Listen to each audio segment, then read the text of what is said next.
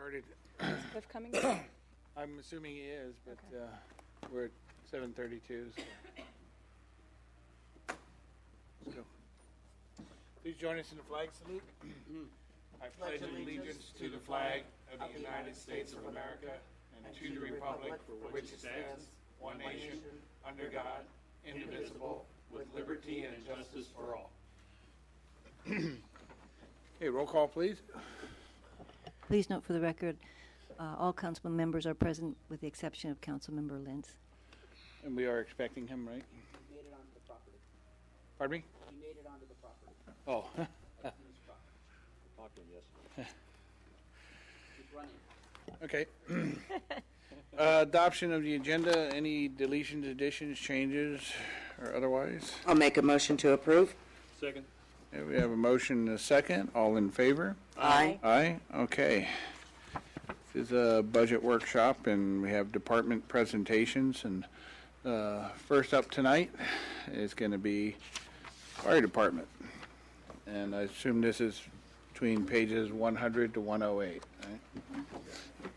And Ron, it is okay if you guys loosen your ties tonight. I know it's island weather out there, so I'm dressing accordingly. So. You look comfortable. All right, good evening, Mayor and Council members. I'm here to present the fire portion of the budget. Mission statement, protect life, property, and the environment. Fire department breakout. Instead of going through each and every one of these types of we don't have it on our screens, Wendy. Sorry. Okay, that's all right. That'd make it a little hard for you to follow along with me. Turn around. We could all turn around and have our backs to you.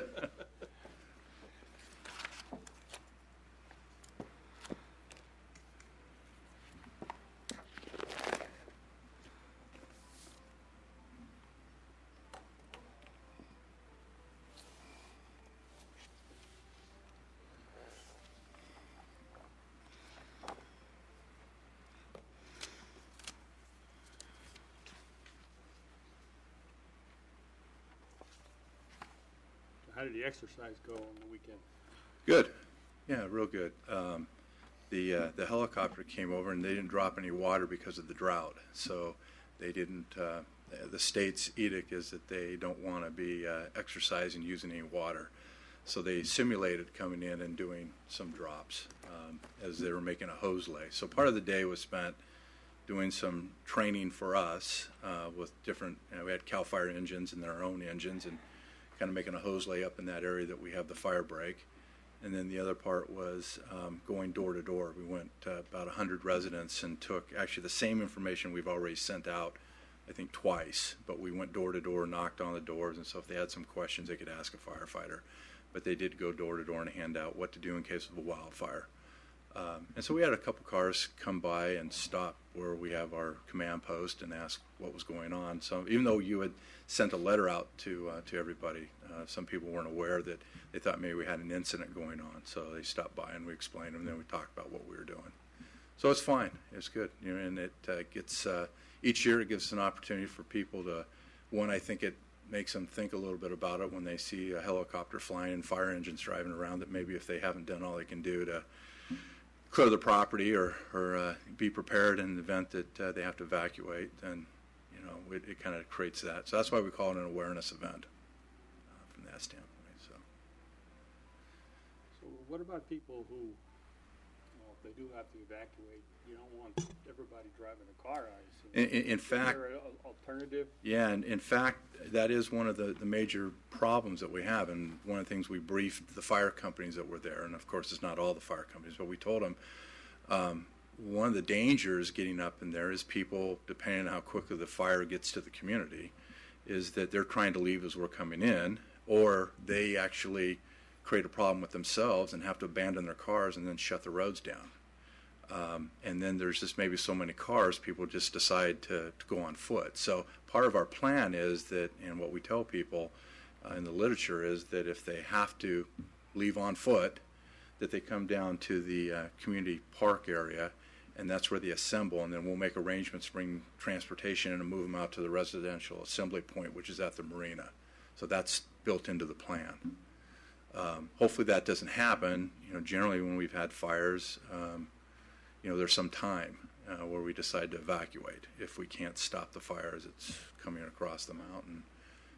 The good news is a lot of times the fires will occur in town and go up the hill, which is where we want it to go to the top of the hill, and that's where we can generally stop the fire, because once it goes over the top, it begins to back, and so we can stop the fire. So our problem is, like we had some years ago, and the photo that comes up next I'll show you, was it was mid-slope with a wind going this direction and bringing it to the community, and that's actually that's our worst problem, either direction mid-slope coming down. But we think that we have a better chance with that fire break that we've maintained now for all these years, that we can get in there and actually take some action to go direct on to that fire as it gets to that fire break. Or the other option is, if we've done before, use the PG&E road to fire it out. And that's what stopped the fire 2006, whenever it was, but that's not an absolute either, that if it spots over the line, then you have it running again.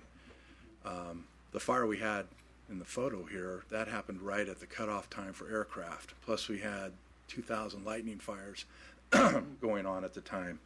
So we didn't have the benefit of aircraft, and we could have that at nighttime. But during the day, we would have aircraft that would jump right on that, and that's what's going to help us. Plus the other engines that come in that get off-road. And we had 2 of those engines here on Saturday. So yeah, but that is a concern. I mean, our are you guys up? We're up. Okay. Yeah, we're ready. Yeah, so that is one of our concerns. This is, we've always said, is a smaller version of an Oakland Hills situation, depending on where the fire comes in. Not quite the same, but yeah, that is one of our concerns, and that we'll have to deal with when it happens. So you will have people potentially fleeing, but hopefully, like I say, generally we have some time to make the decision to evacuate, and then we go through and do it as orderly as we can to move people down and get them out of the upper end of the community. And that was very unique conditions in Oakland, right? They had the dry Santa Ana winter. Yeah. Humidity was low, and you had a lot of eucalyptus trees and stuff like that, right? Yeah, and it's similar in that it had a wind. It was a wind-driven fire, and we can have the same thing. As you get a wind-driven fire, that's your concern, is wind, and where it ends up landing up on on the hillside. Yeah. Generally, it wants to go up slope and race to the top, which is good. It leaves the community and gets out of here. It's when it's the other way around, wind either this way or that way, depending on where the fire might start. But aircraft is the key to it. And nighttime probably not going to be because things calm down, humidities come up, you get a different kind of a environment at night.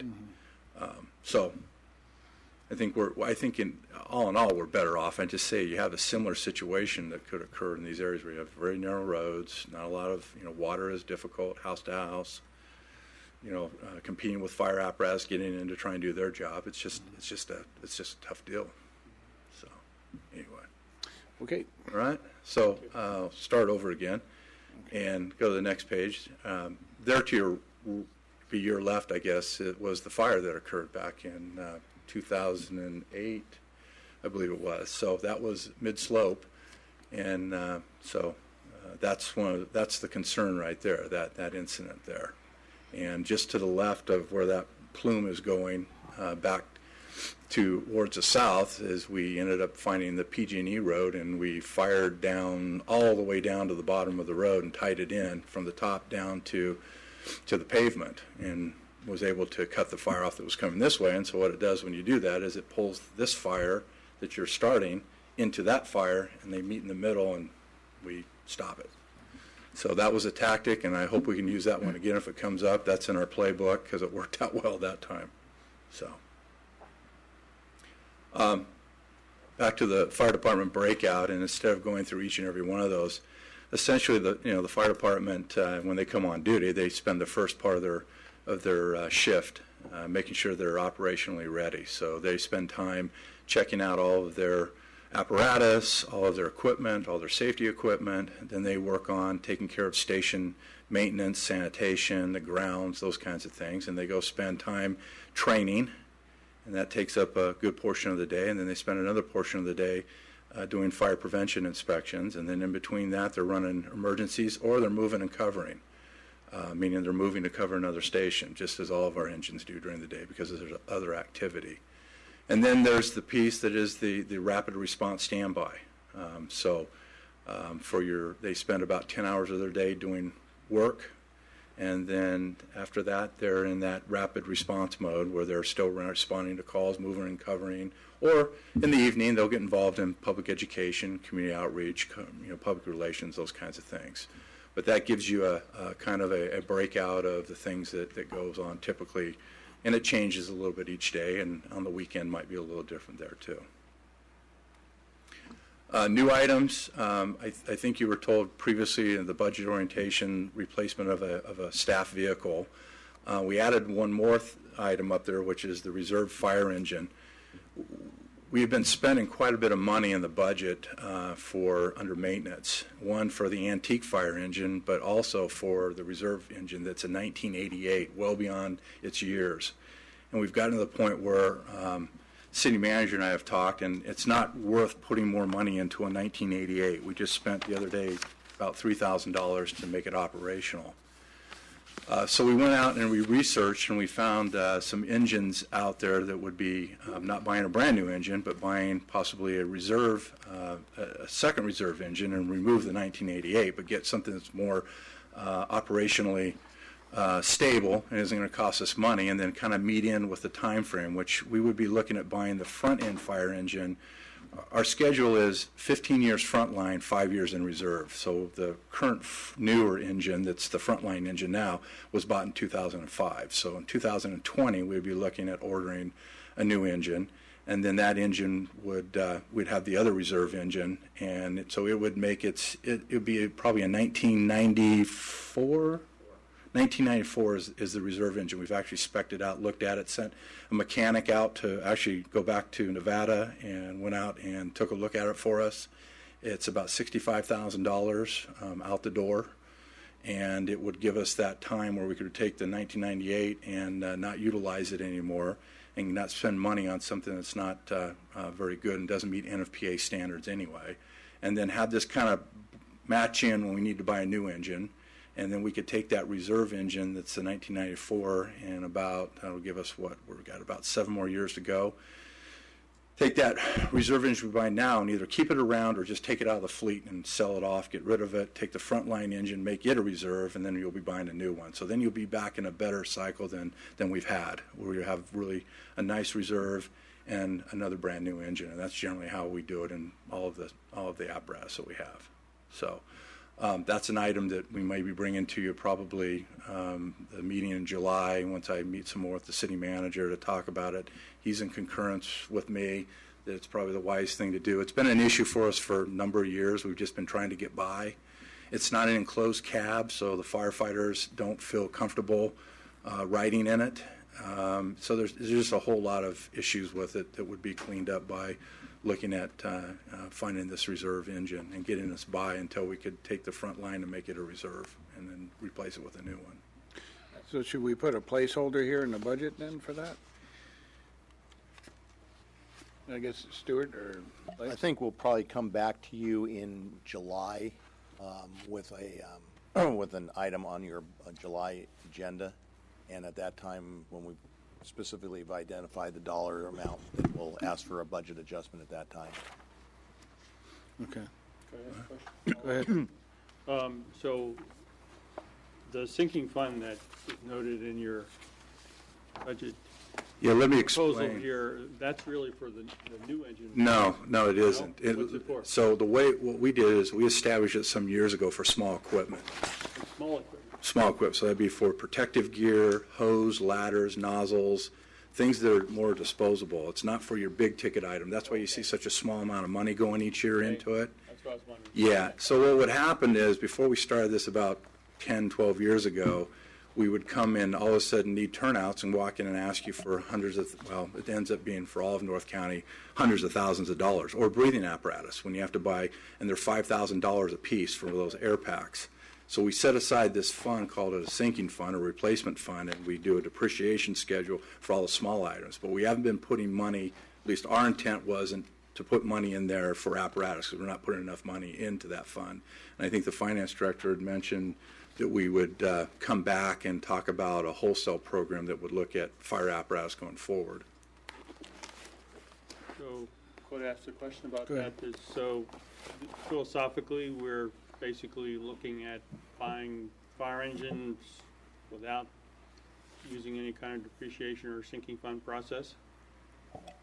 Right, so in the city's general fund, we don't depreciate equipment. That's not Right. part of what's required for, per GAAP, governmental accounting principles.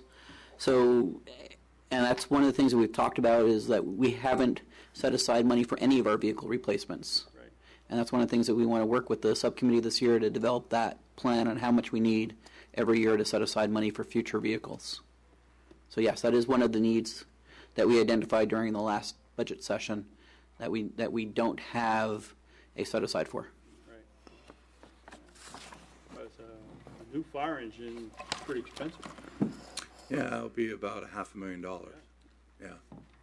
But we have time. We have, we have 7 years before we would be buying a brand new fire engine. So I think, putting together, as the finance director talked about, a committee to talk about setting aside money over the next 7 years or 100 years or whatever it ends up being for all kinds of things would work out. Okay. Clark, I have a question. Go ahead. So Go ahead. on the reserve fire engine, Chief. So how often does the current reserve engine go out?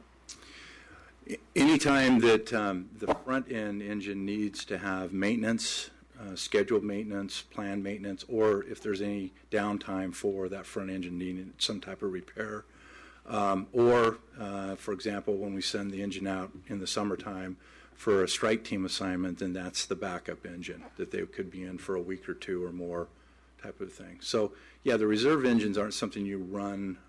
They're designed not to run every week. That's why we were able to get 20 years out of them. And in that case, we got a lot more than 20 years out of it. So yeah, it runs only when the frontline engine needs to be out of service for some reason. Okay, so the current reserve engine that we've had, it's been out to pasture, so to speak, for... We've been limping by, I'll use the word limping by with it's a 1988. NFPA doesn't want you running frontline fire apparatus more than 25 years old. So as a 1988, we've gotten a lot of use out of it, and we've actually had to spend quite a bit of money. In fact, we probably have spent close to what it would have cost to buy a reserve engine that we're talking about over the years because of the different problems with it. But when we got into the tougher times, since 2008, money wasn't there to be talking about. So what we generally have done, we have always bumped an engine over from another part of the operation. We actually don't really even use it. We send over an engine from Daly City or from Pacifica because it's an enclosed cab.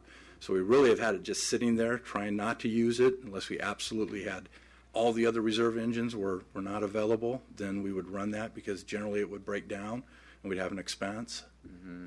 So right now we're a little poor on fire engines because of an accident that occurred. So we're scrambling around to get fire apparatus, but we do need to replace this one.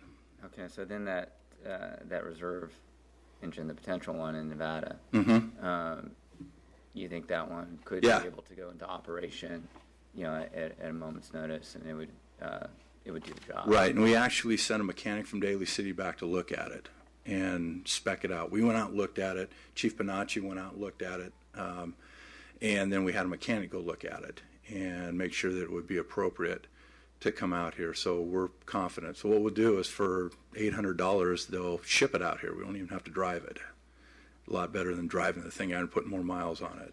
Sure. So $65,000 is a pretty good price out the door for this vehicle.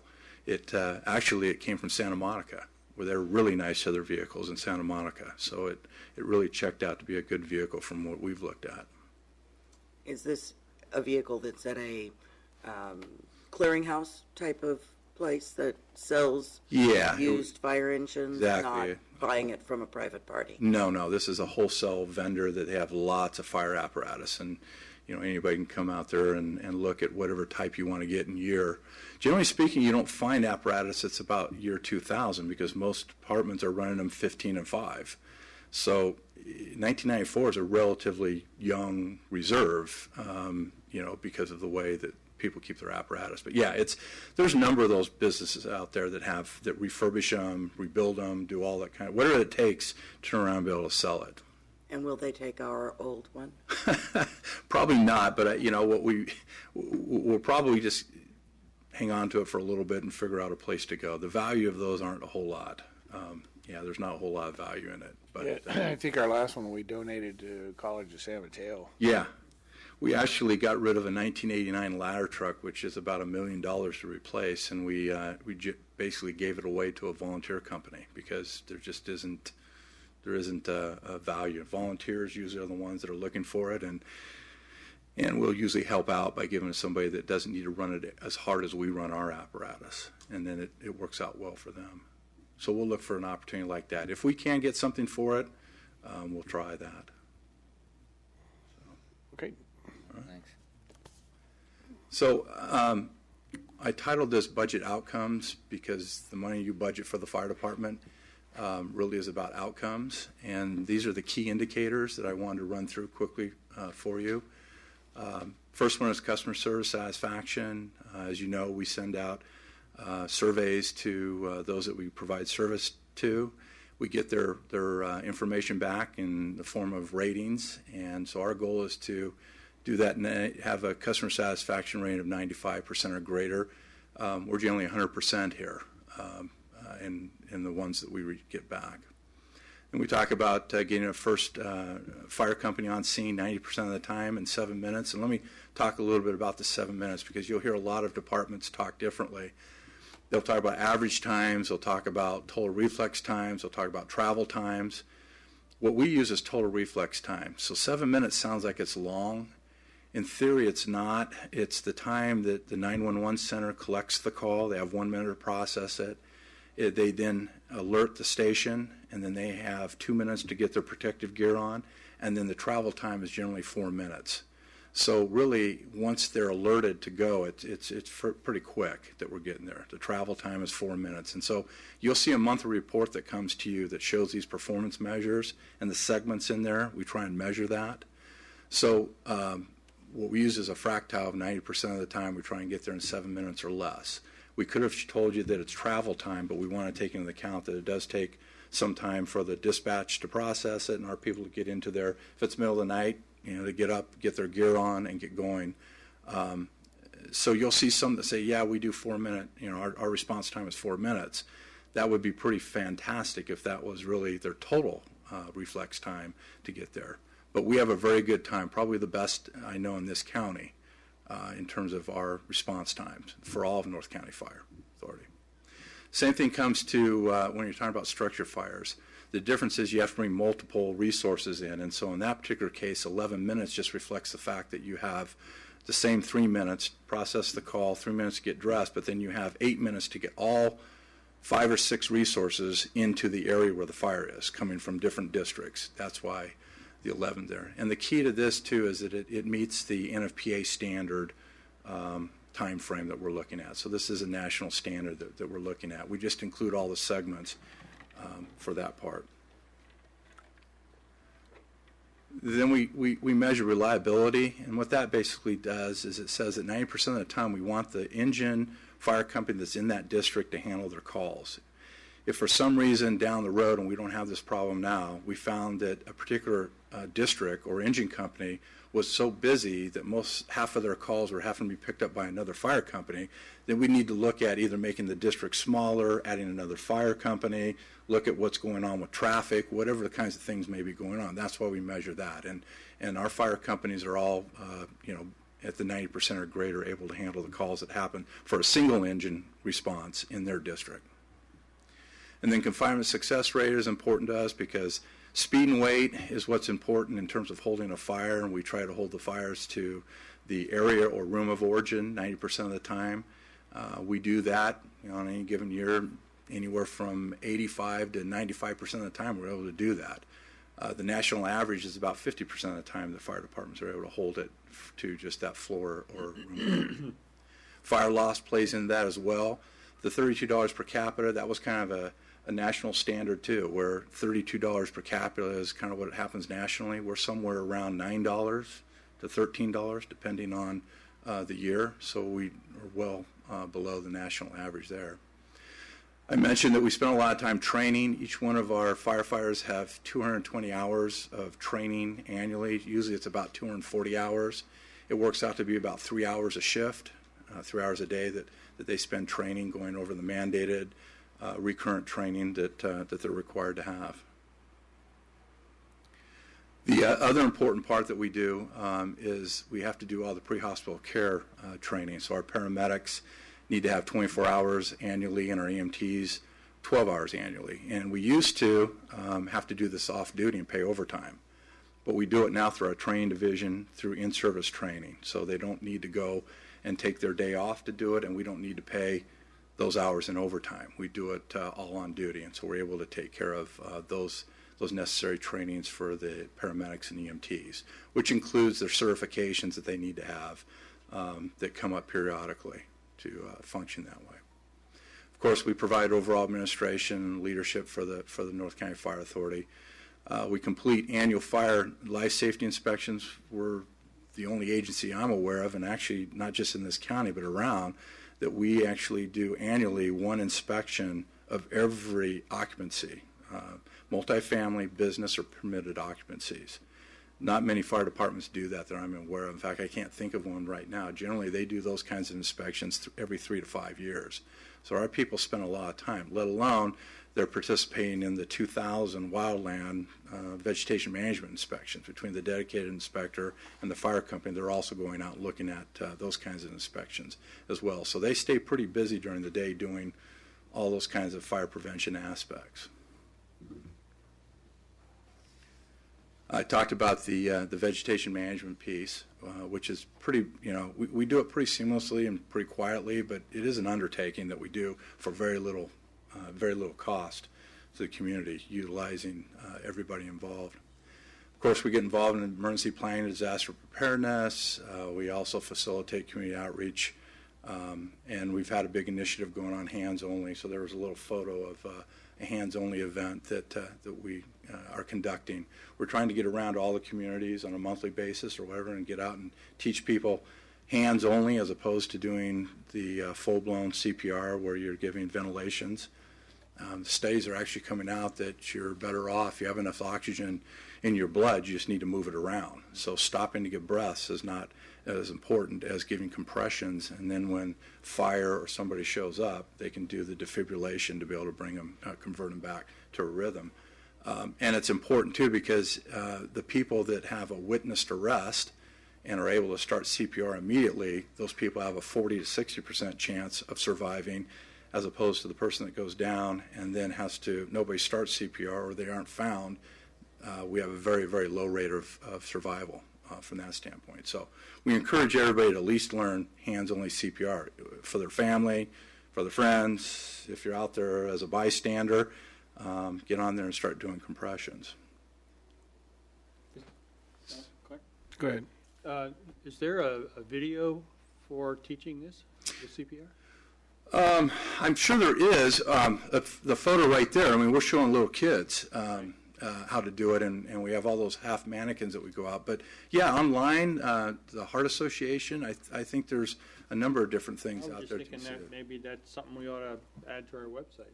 Yeah, it's on the North County Fire website, talking about where people can get involved, and it talks about doing that. But yeah, we'll see if we can do something that's a little more robust on that. And let me find out what exactly we have and what we're doing with that right now. But yeah, it's really simple, easy thing to learn, and people really shy away from, unless it's your family, right, wanting to do mouth-to-mouth resuscitation. Right. And come to find out, the studies are saying you don't need to do that. You need to move and circulate the blood, and it's better to be doing compressions. And when we show up or somebody runs down the hall and gets the defibrillator, hooks them up, and does the conversion part, then they have a really good chance of surviving. It's interesting, when I was growing up and got my Boy Scout training, yeah, that was the hands-on.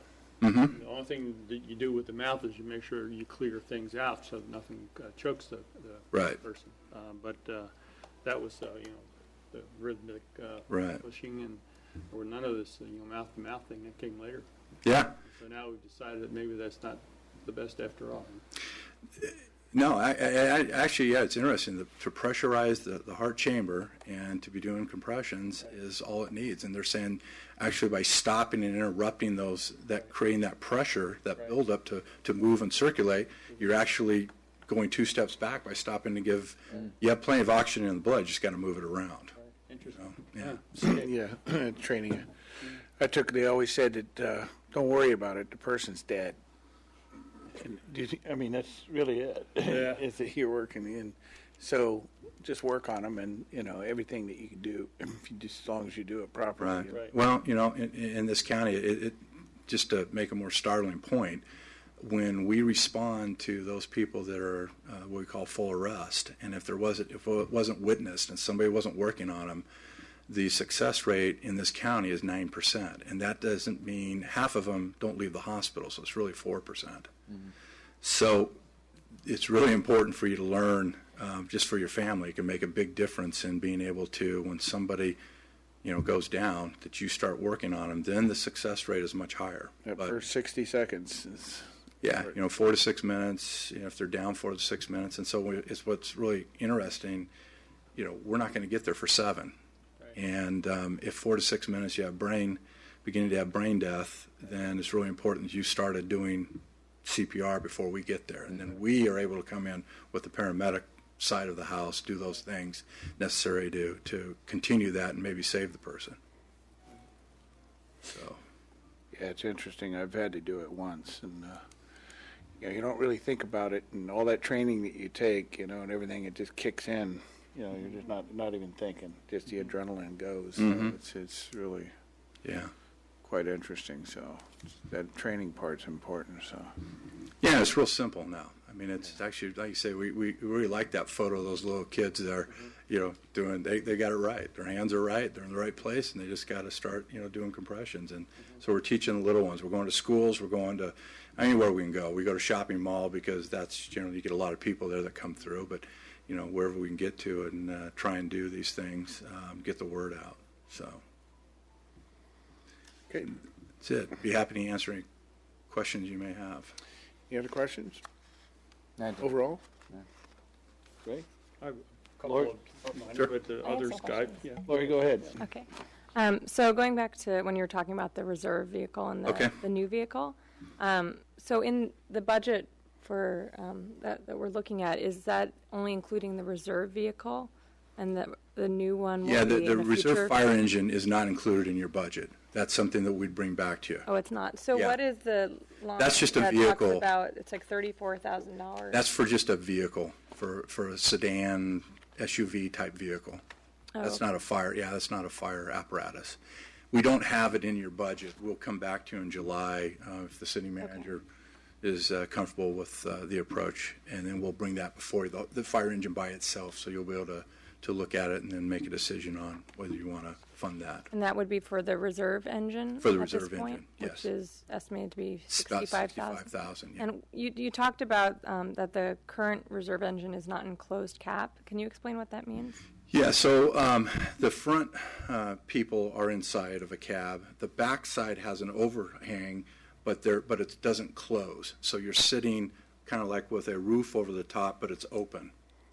The back part is open. So you're sitting backwards, and you're open. Where they don't even make fire engines like that anymore. They want you to be. We would never even send that engine somewhere because you can't be safe inside your engine with it. All the other engines now all closed, and you're all inside one vehicle, one part. Where this engine is old enough that they just didn't. That was a type that they had back then. Okay. Yeah. So. Okay. Great. Thank you. Aren't That's all. convertibles worth more? If it would convert, actually, from an antique value, there were the ones that they made that had no top. I mean, that's kind of Southern California used to run back in the 50s, 60s. That was the thing. There was no. Our antique version also has no Yeah. top. Okay. Yeah. And then when they started throwing things at the firefighters in Los Angeles and the riots and that, they decided that they better not have open cabs anymore. And then when you're, if you get trapped in a wildland fire and the fire blows over the top of you, then you want to be inside of a cab and all those kinds of things. So we've had to enhance the safety over the years. Things changed. Yeah. So are we asking questions about That's all I have. Okay. are we I'm asking done. questions about the numbers on your budget at Sure. this point? Yeah. So, So Terry Ray was next. oh, I'm sorry. No, that's Yeah. all right. She can go. Go ahead. We'll just go down the line Oh, here. you want to go down the line? Yeah. Okay. I just a couple of questions. I won't take long. You're finished, right, Lori? Yes. Okay. Yeah, so I was thinking, usually when we agree to add something to the budget that's not here now, we say something in the budget resolution or what have you, right? Right, so if there's something that's not in the current numbers that you would like to add, Right, we would add that as part of the budget resolution, then we would add it to the final document. right. Correct. Okay, so then I think I just wanted to express my support for doing that for the reserve engine, so that it's clear that the council's making a commitment there too. So I suppose we all agree with that, but I want to make sure that that happens. The second thing I wanted to ask, are all the firefighters paramedics, or where are we on that now? No, we don't need them to all be paramedics. Right. We just Need at least need, one per shift. yeah, one per fire company. But are we, is that the policy, or are we trying to increase that percentage, or? what are we trying to- You know what it comes down to is over the years it's kind of been one of those things where it's feast or famine. So if people start to leave that are paramedics, then you kind of fall behind. So if for some reason we find a good firefighter to hire and they are a paramedic, we hire them. Whether we need it or not, we'll hire them. But we're not trying to go everybody be a paramedic. But you will have at times two paramedics that happen to be working on a fire company. But we have to have as a minimum one paramedic on each fire company that's operating on that day. But we don't have it as that's the only thing we hire. Okay. We hire EMTs and paramedics. And actually we have the vast majority of them, well, I'm talking a whole of North County Fire, and even over here at Station 81, probably over here it might be 50-50 EMTs and medics, and that varies if you get turnover, and some people want to be a medic, some people don't, and as long as we have the right number, then we're good from that standpoint. And it used to be too that we had to send them to paramedic school, but the profession got to the point that people actually have done that on their own in order to get hired, so we don't have to spend the year and a half in paramedic school sending somebody and paying them to do it. So it's pretty easy now to hire as we need. If somebody leaves and we realize we need a medic, then we'll go look for paramedics as opposed to EMTs, and we just manage it that way. Okay. All right, I have two other philosophical questions. I know when the North County was set up, there were some conversations with South San Francisco, and including them in the North County. I'm wondering if that's ever been pursued, or that's sort of off the table now, or would it be a good idea, or do you have any thoughts about that? It would be fine, and I know that there has been some overtures over the years, and even currently right now, some discussion. In fact, right now, they don't have a fire chief, and they're trying to decide if they should hire a fire chief or do something different, and how they might go about that. So we're having some preliminary discussions about potentially providing that service for a while, and if they decide they like it, maybe they decide to participate in North County Fire Authority. But I think it's, it ends up being does the public, the electeds, they have a new city manager. Right. So yeah, it's certainly there, and it's something that people could participate in, which is good for everybody else, the member agencies, just reduces costs for everybody from that standpoint. So yeah, we would entertain that, and there's, again, there's going to be the same kind of economy of scale and kind of indirect savings for them and everybody else. So yeah, I think it's just a matter of somebody saying, yeah, you got to get used to the idea, I think, is what it comes down to. And maybe this is the right time. We'll see if it comes together. We did talk about that at our last meeting, North County Fire Authority. So with Terry and I, and especially since South City has a new city manager, but it's also prodding our colleagues in South San Francisco, which, I've done a few times myself, and I know a few others have. I know Mike Wingona from Daly City has. And I think that, that's one thing. If you end up talking with, another elected official and they want to know something about it, they might have an interest in that. They went through the last year having the police chief try and run the fire department, and it didn't turn out to be what they wanted to do. Now, We discovered that here. yeah, it made it a little bit tough. So now they have a new city manager, and now they're going to look at going back to a fire chief, but they were looking at hiring an interim fire chief until they could hire one. And so we're going to have some discussions about maybe we try doing something through North County on an interim basis, and if it looks like it's doable, I'm not sure if it's going to get tread or not, but we'll see. We're proposing that. I've offered that.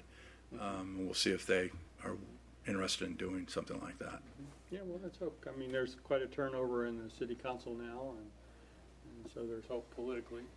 Yeah, and I think, the election coming up may be a change there too. So yeah, we'll see what. Also, there's a lot of complementarity, and they were going off on their own there for years, as I'm sure you know. Mm-hmm. But that's not as much the case anymore. Yeah, I mean, for 30 years, there was a master plan of the North End merging, not consolidating, but just merging. Right. But they could never get all. In fact, it includes San Bruno, South San Francisco, and what is now all of North County Fire Authority. And it's just sometimes tough to make happen.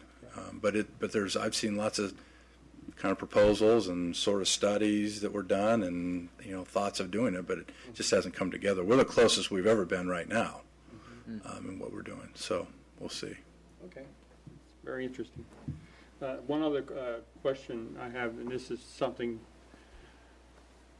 that goes beyond, I know, the state fire code, but I've always wondered about it, especially in central Brisbane, where when you have house turnover, and a lot of the houses in old Brisbane are not all that fire safe, and some of them are built too close to each other, and a variety of problems that anybody who thinks about fire danger, or fireplaces and all kinds of things that can create fires.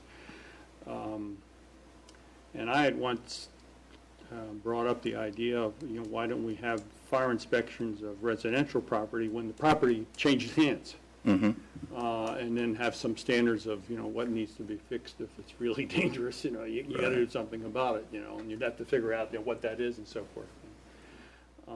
But I the last time I brought that up, I was told that the state fire code doesn't include that, so therefore it would be very difficult to do so.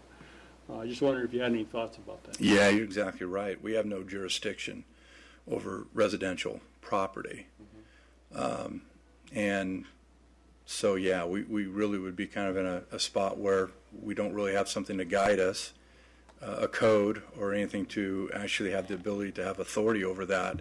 I've seen it tried in some communities where they thought, just as you did, as part of maybe the real estate process.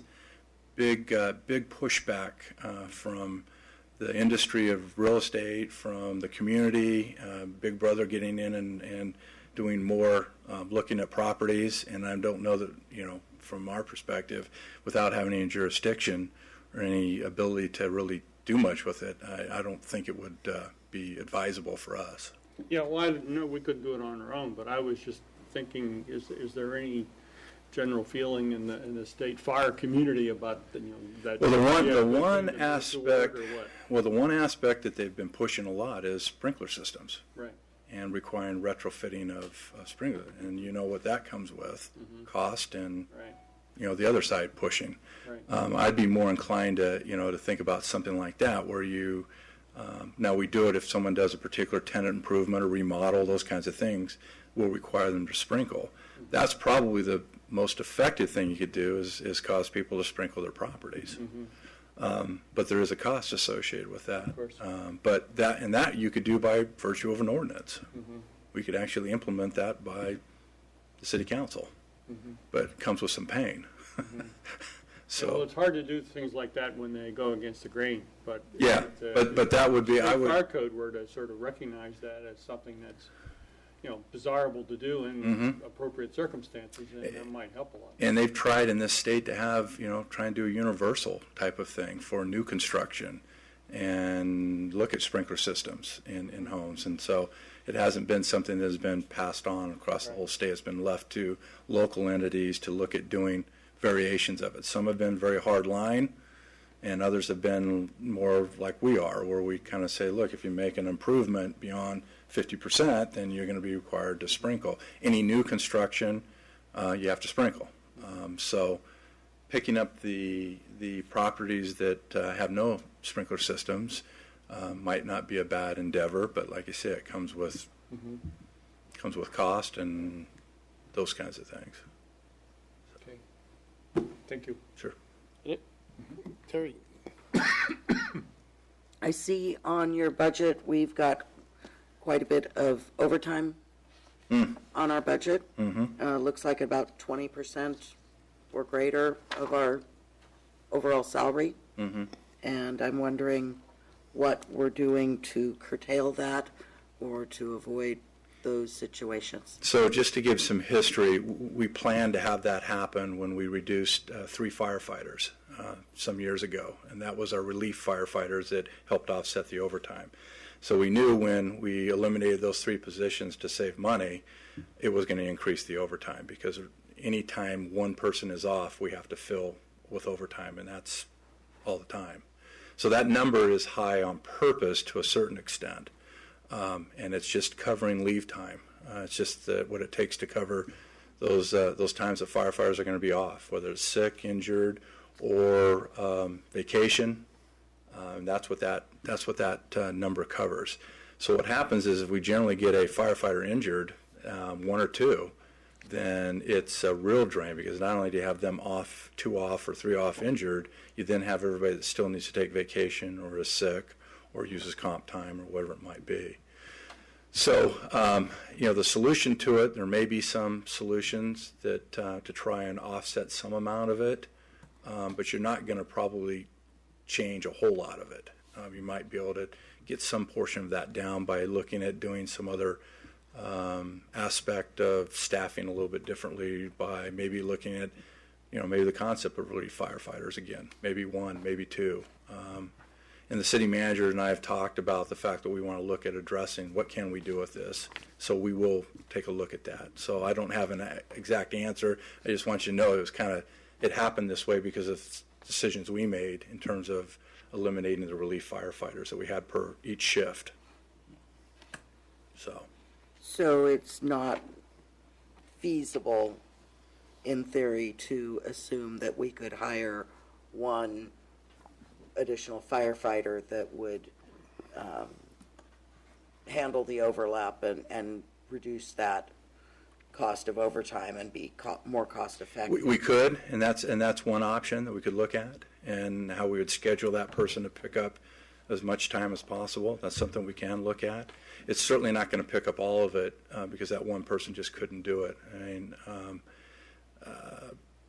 there's a limitation on what you could do.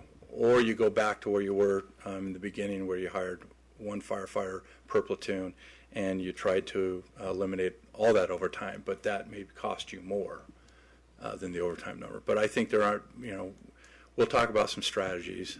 City manager and I have talked already, and the fact that that number is high, and see what we can do. Like I say, but there are some limitations on what we're going to be able to do.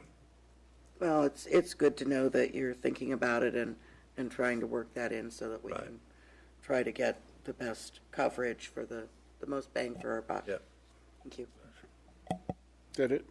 Yes, that's it. Cliff? Yeah, I just got a couple of quick questions, Chief. I'm assuming that the reason the costs are higher is because we've been kind of pushing things off because of budget constraints in the past. So, like the routine maintenance and repair of vehicles in-house and through various vendors. So that's up significantly. And then there was under maintenance and structure improvements to grounds. So there was an increase there. So is that? Yeah, that one obviously was kind of enhancing the fire station. We just got done doing some of it rolled into the operating budget. Most of it was done through other monies, but we also ended up spending money on rental of the other fire station, the temporary fire stations, and some of the other work that had to be done there in the fire station. You're right on the maintenance of the apparatus. That's why we're addressing, saying we had to put that number in. We maintain an antique fire engine for the community, and we've spent some good money on keeping that operational. And so that budget reflects the fact that you just don't know how much it's going to cost if it were to break down again, or the reserve fire engine has cost us money. So that's why that number has gone up, and we're hoping that number will come down, as we change the fleet a little bit different. Sure. So. All right, and then that's all I have for the budget. But like my colleagues have said, you being here tonight is more than just just going over the budget. It gives the council an opportunity to pick your brain a little bit and kind of see what's going on in the world of firefighting, and what are the other opportunities that exist in partnerships that might happen.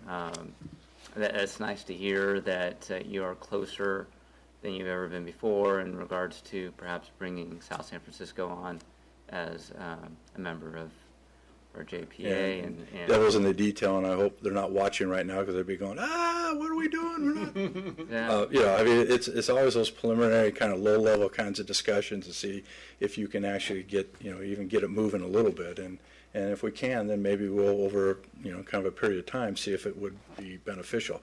We work together, so that part's real easy. Well, yeah, there's been that collaboration for a long time, and so if there's a fire around the corner, South San Francisco is going to be there. So we already have that type of partnership. Exactly. Making it more official, I guess, might help with streamlining things. But of course, if you take on too much, then it becomes counterproductive.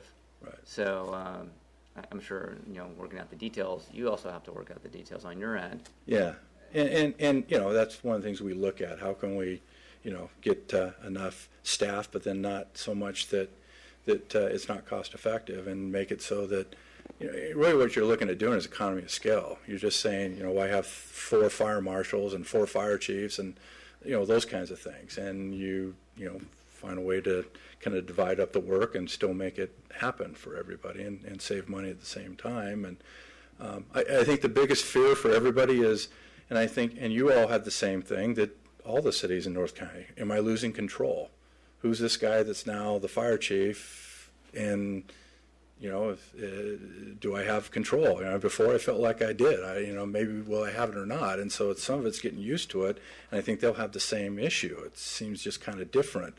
Somebody else coming over, and is that our guy or not? And until they feel that that's what's happening, they're going to be a little apprehensive and maybe not even want to do it. But on the other hand, sometimes the savings is enough to say, okay, I'm willing to take, a chance here, a risk, and talking to the others, how bad is it, to have, us collaborate. Because generally what happens is we bring chief officers from all the entities, they become North County Fire, and they all collaborate for all of the cities together, and they do what they're supposed to do, and they don't care about whose jurisdiction is. They're going to do the right thing no matter what it is. And I think that's what we've kind of seen over the 12 years we've been doing North County Fire Authority, is that, whether you're big or small or medium, you get the same attention, in some cases more attention.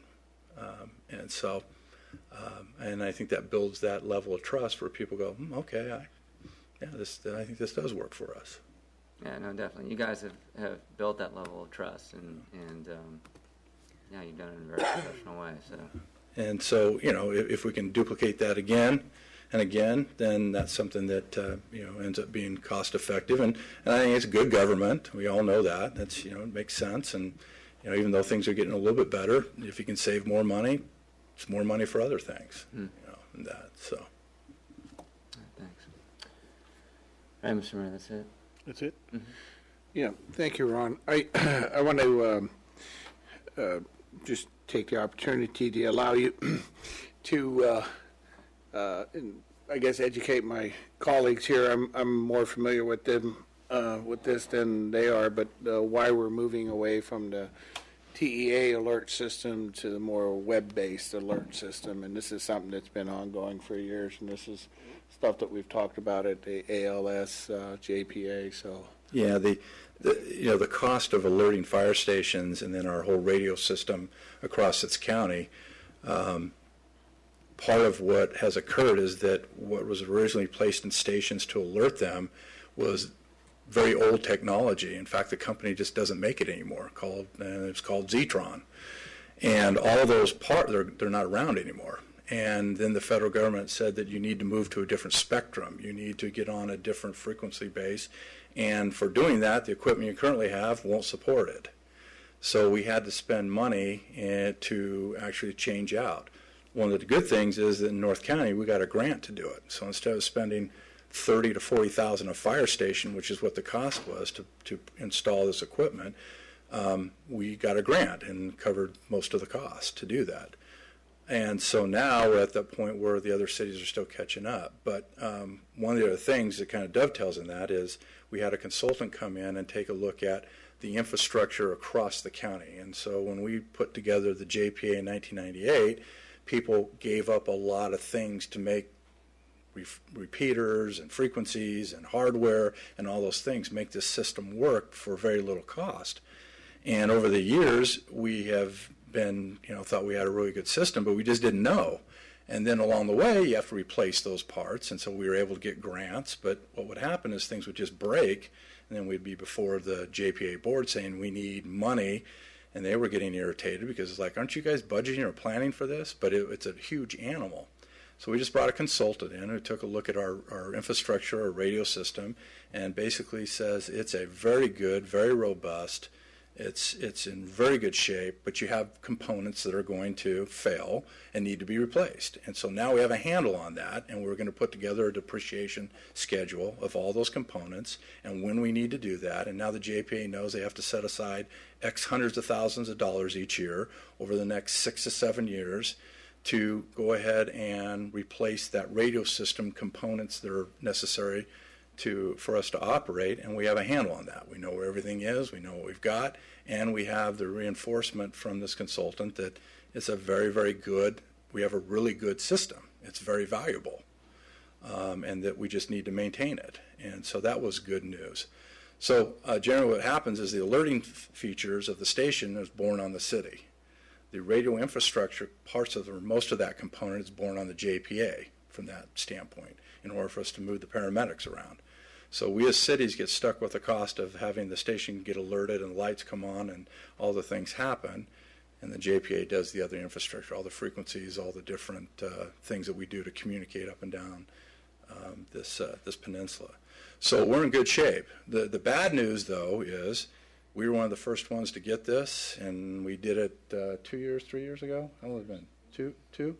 We're already out of date. We're already going to have to spend money to replace screens because the technology is changing so fast that because the other cities are still buying it, there's actually been a change on the fact that we have to go into each station now and change that. Now, it won't be the huge cost that we were looking at, but this technology is changing so much. So that's one of the reasons we had to actually change it out, because the old technology, for government, they just don't really spend a lot of time coming up with the money to support what we don't spend a lot of money on. And so now it's going web-based, so more of an internet approach and monitored differently than the old style of something coming down and electronically making your station activate. So that's where we sit. So it gets sort of confusing because you have the radio infrastructure and then you have the station alerting pieces. Both those are work together. And so the good news is we're not going to have to come up with millions and millions of dollars that would be assessed to each city in order to deal with that radio infrastructure. And we've already taken care of our station alerting. So we're in good shape there. Great. Thank you. And then last question I have is a technical one, because I was asked by a citizen in another community. He said, my aunt's house caught on fire and she had a brand new roof, and the first thing they did was cut a hole in the top. He goes, why did they do that? And I gave him my theory on it, but I wasn't really sure. But You're probably right. Real simple way is you try and confine the fire. So if the fire's running in an attic or has gotten up into a home and horizontally spreading, if you are able to create a hole, it'll instead of running all through the house, it'll go to one spot like your chimney does and go up out the top. That takes the smoke out, helps reduce the heat, allows the firefighters to come in behind, have visibility, get to the seat of the fire, and put the fire out as opposed to it spreading. A lot of cases we show up and there's flame coming out of every opening, and too late. It's going to vent itself, the roof's going to fall in. But generally, if we get there early enough, we'll cut a hole, and that's what it's trying to do.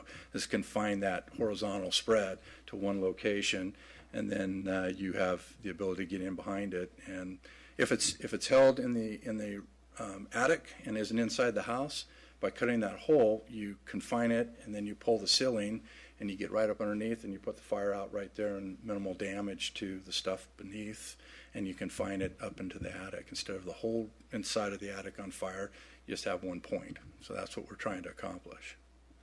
But yeah, I can see where people go, "Why are you cutting my hole in my roof?" That's nuts.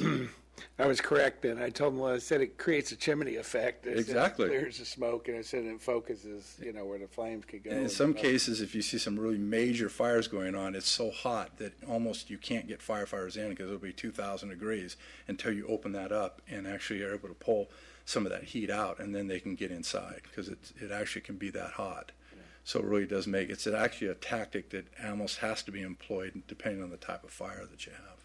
Yeah. Okay. Well, thank you very much, Ron, and Chief and Marianne. Good to see you. Thank you. All right.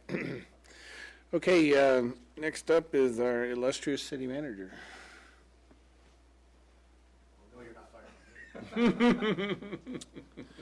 Well, see, now you lost your tie before the meeting, so it shows you that's why you're the city manager. You did that to me on the day you interviewed me. Thank you. Yeah. Okay, take care. Good night. Good night. Okay. This is the city manager's office, department breakout. You have to pull that closer, yeah.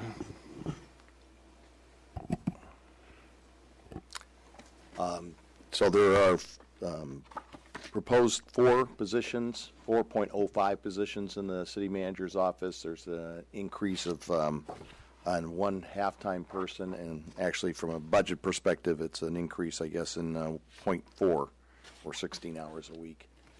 I didn't attempt to put percentages to it because it's such a fluid workflow, and a number of these items or a number of the things we get involved in are really have multiple sorts of headings that they could go under. So I didn't attempt to try to do a percentage, but you can see intergovernmental relations obviously is one that there's a fair amount of time spent on. Public inquiries and responses, communications, economic development, and that's, of course, an area that we put additional funds into the budget, although we have not yet identified exactly how that would be programmed. Project management, which frankly almost everything, at least in terms of my time, could be probably put in project management. The reception area, the arts community relations, which gobbles up a significant amount of Wendy's time, council, working with city council members and city council subcommittees and stuff. And then, of course, the overarching responsibility of managing the various department heads and departments of the city.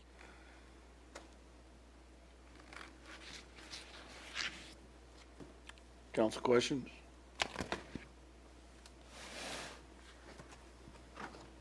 I don't. Terry?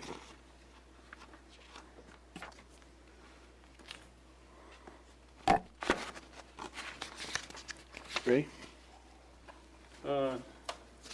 Just, I'll come back to you if you... one is just a format observation, is that, you mentioned the number of personnel positions and the increase. And of course, if you go back to the personnel allocations, you'll find it there all stipulated. But I think, I guess this is kind of to you and to Stuart, that it would be helpful when we have the top heading here of salaries, and we got, salaries and part-time salaries, that the number of positions in parentheses might be useful. Right there, so it's all together in one place. Just kind of a format suggestion for making it more, I mean, it's all in the budget here someplace, but you have to go back and forth in order to. Yeah, I mean, in years past, and I don't know, this is maybe a conversation Stuart and I need to have, but in years past, we actually had a front page, I think, that actually had in each budget, it said which positions are in that particular Right. budget. But I had the same concern when I was looking at the budget and then saying, okay, I need to go back and You have to go back and forth here. forth and right. stuff. So we'll talk about that and figure out a way of being able to present that in a easier format for people. Okay, yeah, that's my own, always trying to make it more user-friendly. Yeah, no, I agree. And then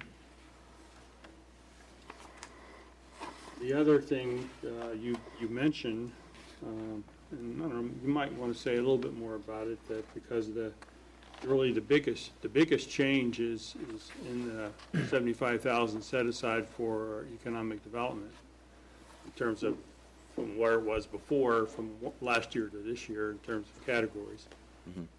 And maybe you might want to say a little bit more about that, or maybe the committee members, just so people understand, okay, so what's this large amount of money likely to be for? Okay. Well, I can start off, and then we have two current members and one former member of the subcommittee. So there's three of you that might want to pipe in on this. As you recall, we have had the Economic Development Subcommittee going back, I think, about 4 or 5 years now. And we actually, in the past year, did develop, or I think last 2 years, developed an actual kind of overarching plan and had that reviewed by the City Council. One of the outcomes of that was the charrette that we did earlier this year with regards to Crocker Park. We've had ongoing conversations in terms of moving the program forward with the Chamber of Commerce, who participates with us in that subcommittee. So what the $75,000 represents is a dollar amount that would go towards some sort of resources to actually have staff on the ground in terms of moving an economic development program forward. Now, we haven't discussed, or we've definitely discussed, but we haven't come to a point where there's a recommendation to the council on just how exactly to do that. There are, I think, 3 approaches that we are considering. One would be a kind of a more traditional city staff economic development manager sort of position. A second approach would be a contract with the Brisbane Chamber of Commerce, and for the Chamber of Commerce to staff a position. And the third would be for the city to take responsibility for it, but to contract it out to a third party that would be responsible to the city and would not be an employee. The $75,000, obviously, if we decided to go forward with a city staff position, that's not going to be sufficient for a city staff person on an annual basis, but we believe that we probably at the best are probably talking about mid-year before we'd have anything ready to be implemented. So that's where the $75,000 came in. I think the idea is that in the next couple months, no summer vacations coming up, so let's say sometime by next fall, the subcommittee would come forward to the city council and lay out those options. What I think kind of tangible outputs we expect from that, what we expect to be actually getting with a program, and make a recommendation to the council and lay out those 3 options in terms of cost and pros and cons. And that's frankly the kind of conversation we're having at the subcommittee level right now. It's kind of looking at the pros and cons of each approach. So with that, I'll turn it over to Cliff and Lori, the current subcommittee, and Clark as an immediate past member. Okay. Cliff, Lori, you want to comment? Thank you, Clay. That was very well said. Yeah, over the last several years, the subcommittee has been looking at trying to come up with a game plan that helps the city diversify its revenue and brings it into the city. And so, how do you do that? How do you reach out to existing companies? How do you reach out to existing property owners? How do you try and bring business to Brisbane? How do you have events that brand, or advertise, so to speak, what Brisbane has to offer. Many cities have economic development personnel.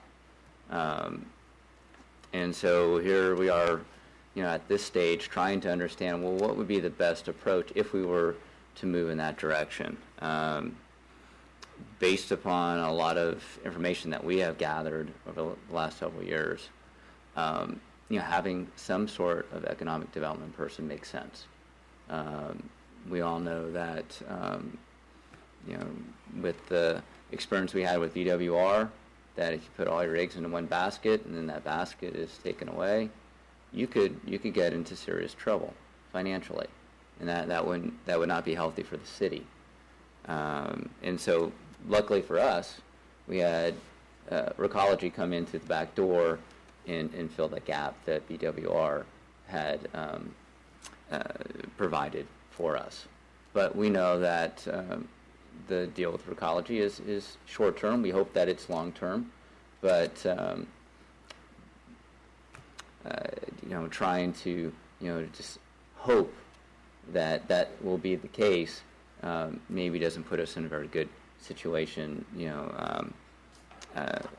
financially in the future if it doesn't happen. And so we're trying to, look at a way to diversify.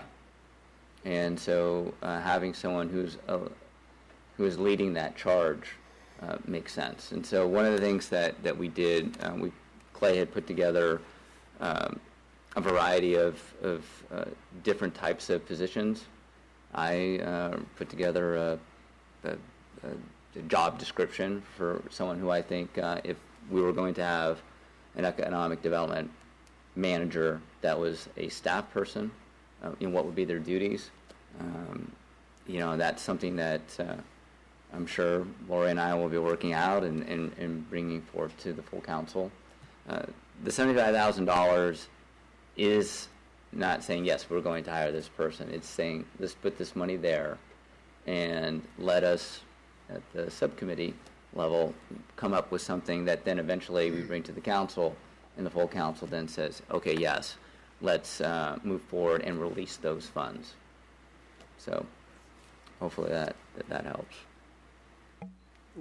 Add anything to that, Laura? Sure, and one of the benefits of having an economic development person on and staff in whatever form it might take would be that, in contrast to the brokers who are marketing particular properties at particular points in time, this person would actually be representing, the city's interests and being more strategic about, what types of businesses do we think, the residents of Brisbane would accept and would be good for the business community in creating, a theme, what the brand of Brisbane businesses should be. So it's more strategic and, looking at it from a higher level than, transaction by transaction. So I think, obviously there would be a cost of compensating this person, but that the purpose would be to, in the long term, to have it be economically advantageous, in diversifying the revenue and creating a strategic marketing plan for the city. Someone who can really be more proactive than the city can be in responding to inquiries.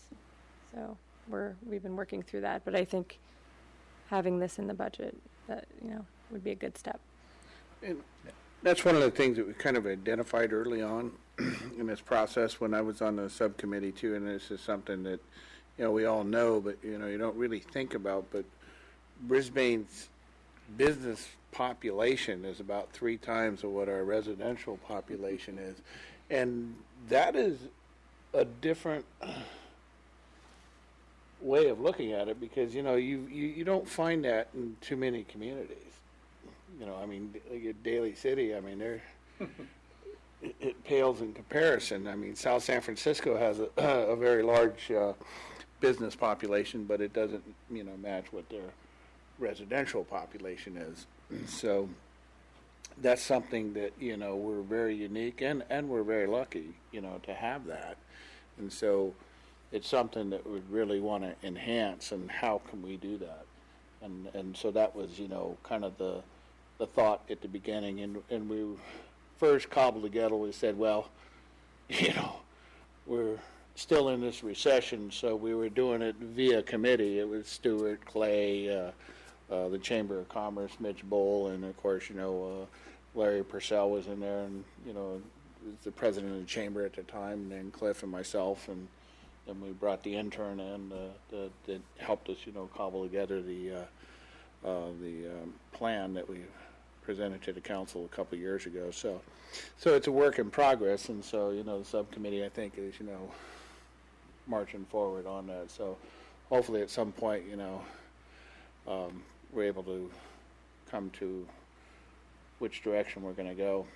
I think probably the toughest thing about it is, well, how's this person going to quantify their existence, you know, and that, you know, is probably not going to show immediately. It could, but, you know, you really need to kind of have somebody that's out there in the front doing some specific things, and business retention is also important. If we had somebody like that, we may have been able to get, you know, a leg up on VWR beforehand, you know, doing reach out, you know, a person that's, you know, other than the chamber, that's really connected with these businesses. Hey, how's things going? You know, what can we do for you?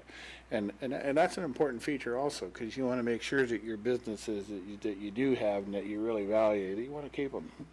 You know, 'cause that's important how we function. That's our bread and butter. So my 2 cents. So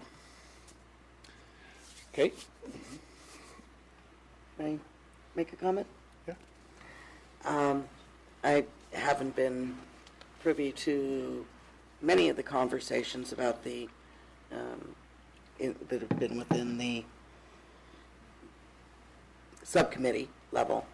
I do have a concern. I do think that while economic sustainability and development is part of what we do here and what we need to fund some of the programs that we have in Brisbane and the benefits that we have in Brisbane, I am concerned that we're putting in a 50% place marker when we probably would need double that or more to retain someone who has, on a yearly basis, that has the skills to do something like this, and would need to bring in a lot of business to cover the costs of that. And so I just worry that sometimes when we're trying to increase businesses and get more businesses, our primary goal is to our residents. And that's the people who spend the night here and who are here in Brisbane and part of our community. Not that the businesses aren't part of the community, but I think our ultimate goal is for our residents. And I have worries about increasing staff for when we're still not balancing our budget, and increasing staff so that we can make more money to spend more money when. So I have concerns on that, but I'll certainly wait for the subcommittee to bring their response back. But it does worry me that we're putting in a 50% place marker when we know that next year that would be a whole bunch more if we were to hire someone. Mm-hmm. Just to follow up on that, we looked a little bit at salaries at other cities that do have economic development positions, and from my recollection, it wasn't double. I think the salary range, maybe you can comment on that a little bit, Clay. Well, I think Terry's probably speaking to the full cost of the Right, employee. right. I think I remember it was like maybe from 75,000 to 120 or so, or maybe a little bit more. For salary, and then, of course, you have your Benefit. benefit. Okay. So I think that if it was a city employee, it may not be quite 150,000, but, it's Close. going to be close. Any Yeah. city employee that is beyond the, lowest level employee we have costs in that range. Of course, the other alternative, and we haven't really talked about it in detail with at the subcommittee level, but, is a possibility of a less than full-time employee. Because I know a number of cities have two-thirds time or half-time economic development managers. So that's another possibility. It is. It's just, and I understand that then we have someone who's not.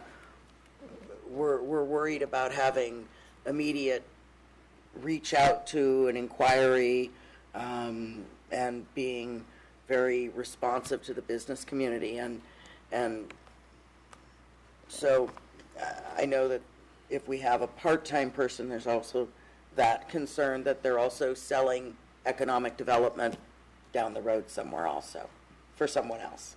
So we could be in competition with our own person. But again, that's something I just would be looking in our budget, and not necessarily at this line item, but in our budget to try to figure out where we could actually be closer to balancing our budget this year. So I know we're looking at doing capital improvements and getting caught up on things that we need to get caught up on. And so I'm just not positive that that line item is the priority for me in this budget. So I just wanted to throw that out there as against the grain as it goes on with some of our No, other I mean, I opinions. totally understand where you're coming from, Terry, and as we've been working on this, I think about my other colleagues on the council and say, okay, well, where are they going to come from, in regards to this, and you're right. I mean, a lot of the budget is, we're spending money on the community, and an economic development person to me is like Gloria said, it's really making an investment, and sometimes you make an investment and it takes 2 or 3 years before you see that return. The ultimate reason for wanting to have an economic development person is that the amount of money that you spend on them, you will reap a higher return. I mean, there's no reason to do it if that wasn't the goal in the end. Kind of taking a business perspective on it, which sometimes it's difficult when you're in the government role, but companies invest in their business to get new business all the time. Oh, advertising and sales. And so, having someone who is our person, someone who can implement some of the things that we'd like to see happen. Here we had the charrette with the Urban Land Institute, and we'll get that document pretty soon, and so we'll have these recommendations. And so, how do we implement those recommendations? Right? We decided to spend the $10,000 for a reason, because we want to know where the community is coming from in regards to economic development as it relates to Crocker Park in the village. So then, how do we then move those ideas, those goals that are coming from the community, from all sectors of the community?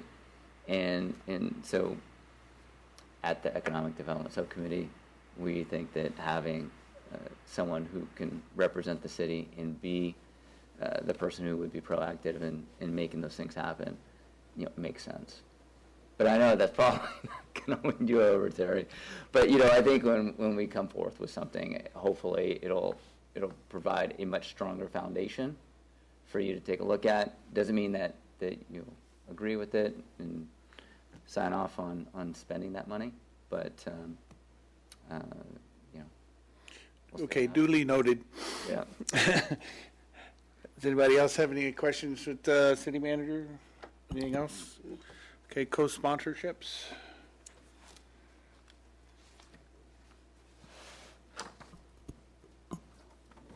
Gave Stuart the duty.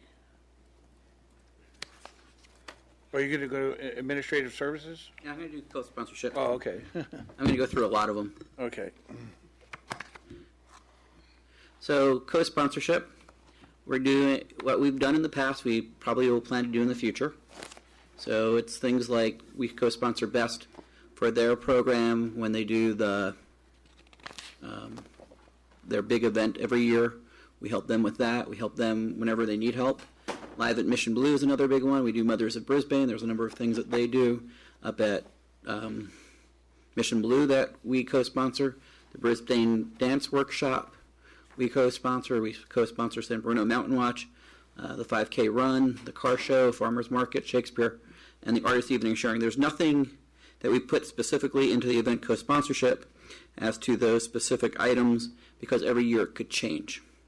So what we do is we budget a certain amount of money that we think will be a reasonable amount of money based on what we've seen in the past. Last year, we increased it for a couple of the things like the Car Show, the 5K Run, stuff like that. So we've kept the budget the same as we did last year.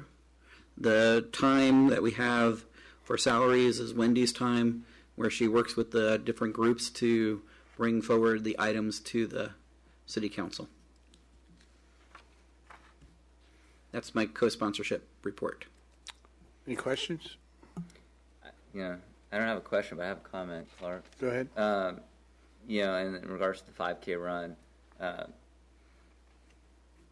one of the things that I've done recently since the race is reach out to Genentech and try and get them to become a sponsor of the race.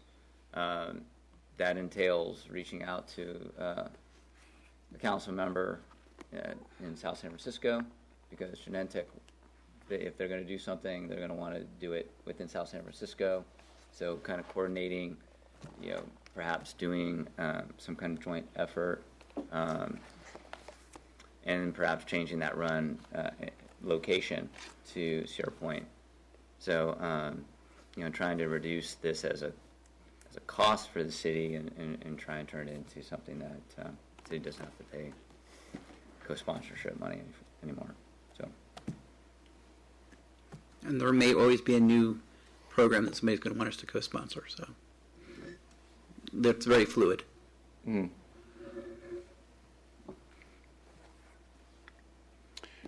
Any other questions? I'm going to make a comment that I think I made to the other, on the last budget hearing. Do we have on your pie, all the slices are the same?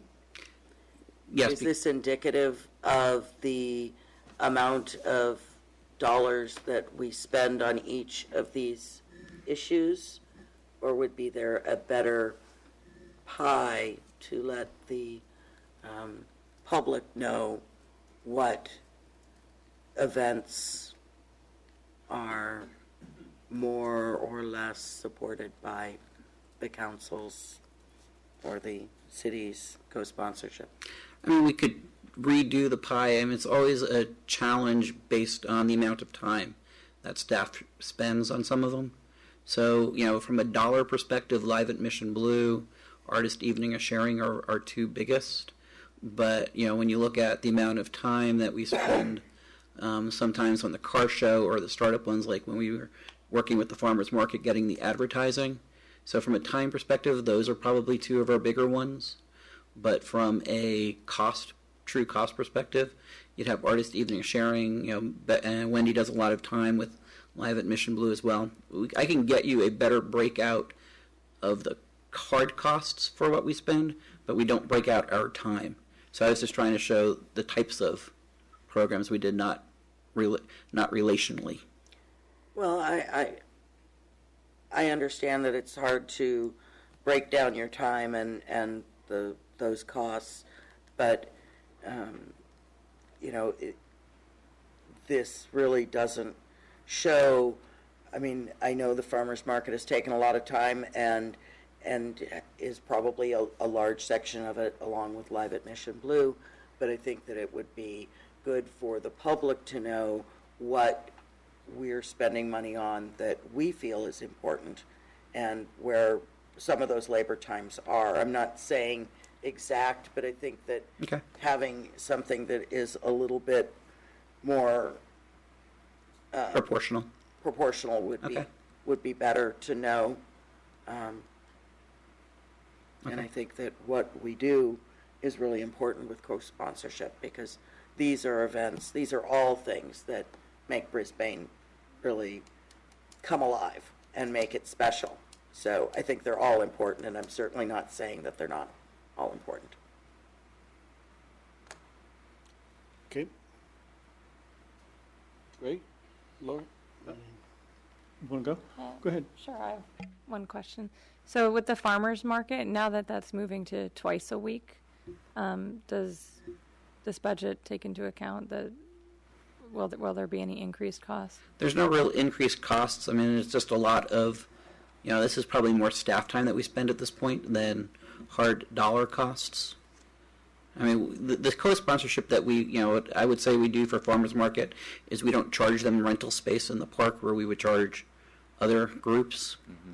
So that's not a true cost to our budget. It's a lack of revenue. So they don't really show that any place. Would we otherwise be renting out that area where they using it? If it was a for-profit company that was going to use that space every single week, yeah, we would charge them. Okay. But the city council, when the farmers market came in, said we're going to support them by not charging them for their space. Originally, we were going to charge them. We were thinking of it. Right. Did we ever charge them at all? No, I mean, they pay a small business license. Yeah. Into town. And are they a not-for-profit? I'd have to ask Caroline. I don't know if they're a not-for-profit or a for-profit. I'm not sure. Because I'm on a separate tact. The salaries here are mostly for Wendy's salary, right.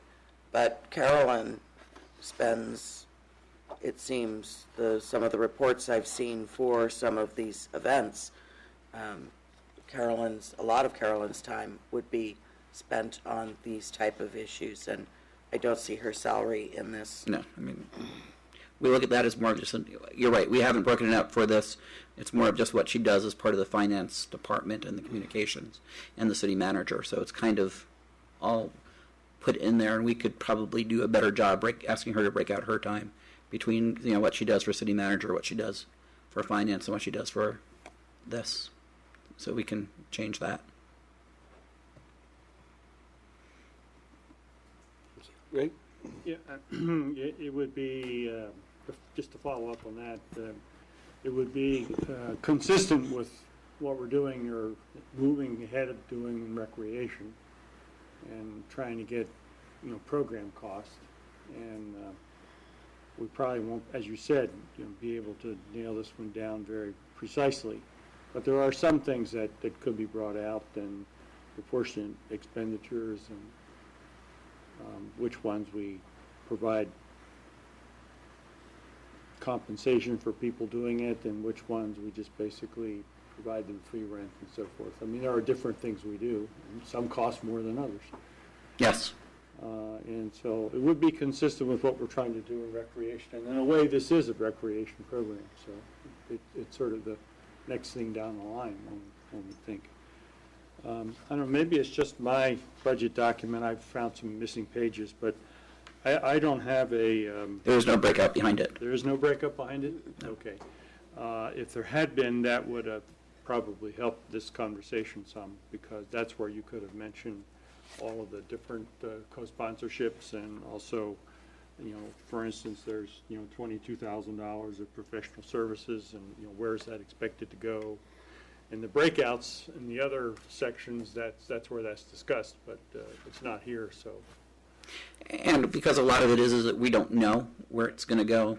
It's just earmarked. It's just earmarked. I mean, we don't know how many Live at Mission Blues that they're going to be next year. Right. We have an idea of what the artist evening of sharing is going to be, but we don't know precisely. So that was why we don't, what's made it difficult in the past. We don't know if a new program is going to come in during the middle of the year, but what I'm hearing is, we'll add that page, we'll show what we've done in the past, because, we can show what we've had the actual costs for 11, 12, and 12, 13. And it's just, as I said, it's just difficult to try and figure out what the budget number is. Sure. But we can show in our budget document what we've done in the past and more actuals, which would be different from what we've done for other programs. Because here we can track by the programs that we've done in the past. Right. Any other questions on co-sponsorship? Okay, library. We're just doing the same thing we've done in the past. Although they are going in the library, which is on page 85. We don't have a slide for that because there's hard for me to tell you all the different topics that they do. We are looking to contribute $23,000 to them again this year. I think they are working on not doing hold fees for patrons in any of their libraries, so we won't need to sponsor it because we won't need to fund that next year. But they will be looking at bringing back other programs that the city can help them with. But we would still keep the same budget at $23,000. So it does extra hours, and then maybe a few extra additional programs that we can fund next year. Any questions on the library? I have one. Go ahead. In this budget, we are not looking at any planning for a new library facility or allocating or placeholding for any of those items yet? Not yet. As we do that, we would bring that forward as an additional item. Yeah, and that would whenever that happens. That would go under capital anyway. We would do it under capital, but I mean, a lot of our capital has been put into individual budgets, but when we do that, we will bring, it's a bigger plan, so we'll bring that bigger plan to the city council as to what we're doing. Thank you. I got that right? Good. Any other questions? Lori? I had a question. So with the new park behind the library, are there any additional expenses anticipated? Because I understand that the library staff will be opening and closing the gates, and I don't know if they're maintaining those grounds, or I'm just curious. No, I mean, the city staff would maintain the grounds. It's a fairly zero-escape facility. We already maintain, we already do garbage, from back there. There's a handrail that we're looking to budget. That's in the budget this year that I talked about last time. That's a new item, but there isn't. I don't think it's going to be a very expensive one. And what we would do is, look through, if we need to, we'll capture the data. It will not be one that's going to be. It would not move anybody's departmental costs very much because it's such a low maintenance facility. So what we would probably do is try and absorb it this year, and then if we need to, come back to you next year and say, here's why we were slightly over last year and what we budget for. And is the landscaping contract maintenance inclusive of the grounds within that park? I'd have to check with Randy about that. It is. Okay. Okay. I don't need to check with Randy. Okay. See, Okay. and Clark, the reason I'm wearing my tie is because this way I know I'm on the bay side as opposed to the coast side. They don't make you wear a tie? I don't have to wear a tie over there. Wow. Yeah. Any other questions on it? I just have one quick question, Clark. Okay. So in the contributions, I know that the library has been working with teens and doing some projects after school, like some labs, some science labs. Is that the contributions? Do we just give that to the library and then the library decides how? No. So what they've done in the past, they billed us for additional hours of staff time, and they billed us for hold fees. This year they're not going to do the hold fees, so they will bring back to the city some other programs that they may want to run instead of the hold fees. The teen services that we've assisted them with has come out of the teen budget, out of Parks and Recreation. Okay, so we'll see that there. Okay, thanks.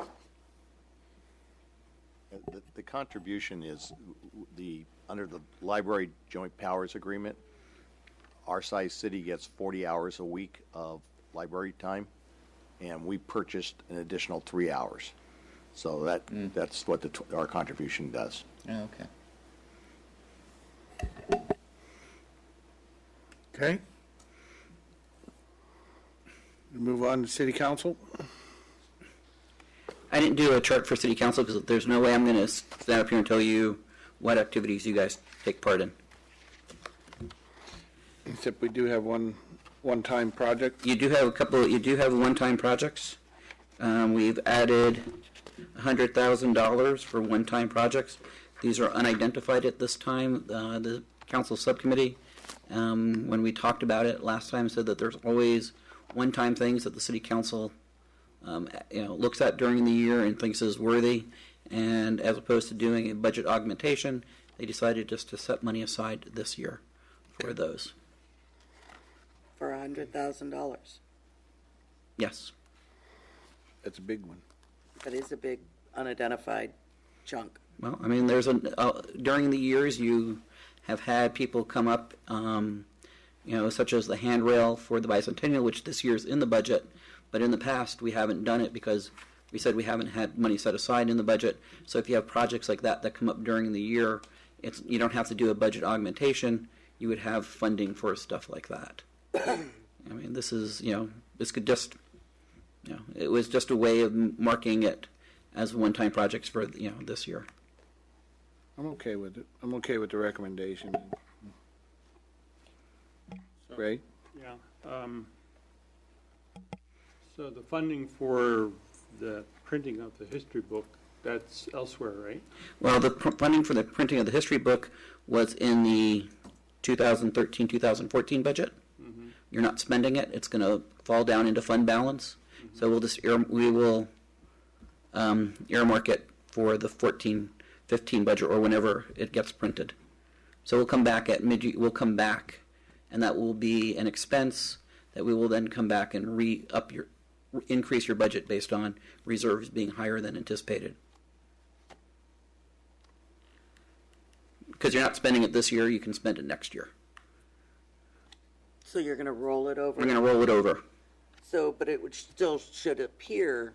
No, because it's going to appear, we haven't taken it as a savings in this year's budget, in the 13-14 budget.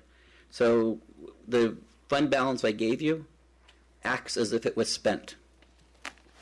So what will happen is your fund balance will be higher by the amount you budgeted last year for this item.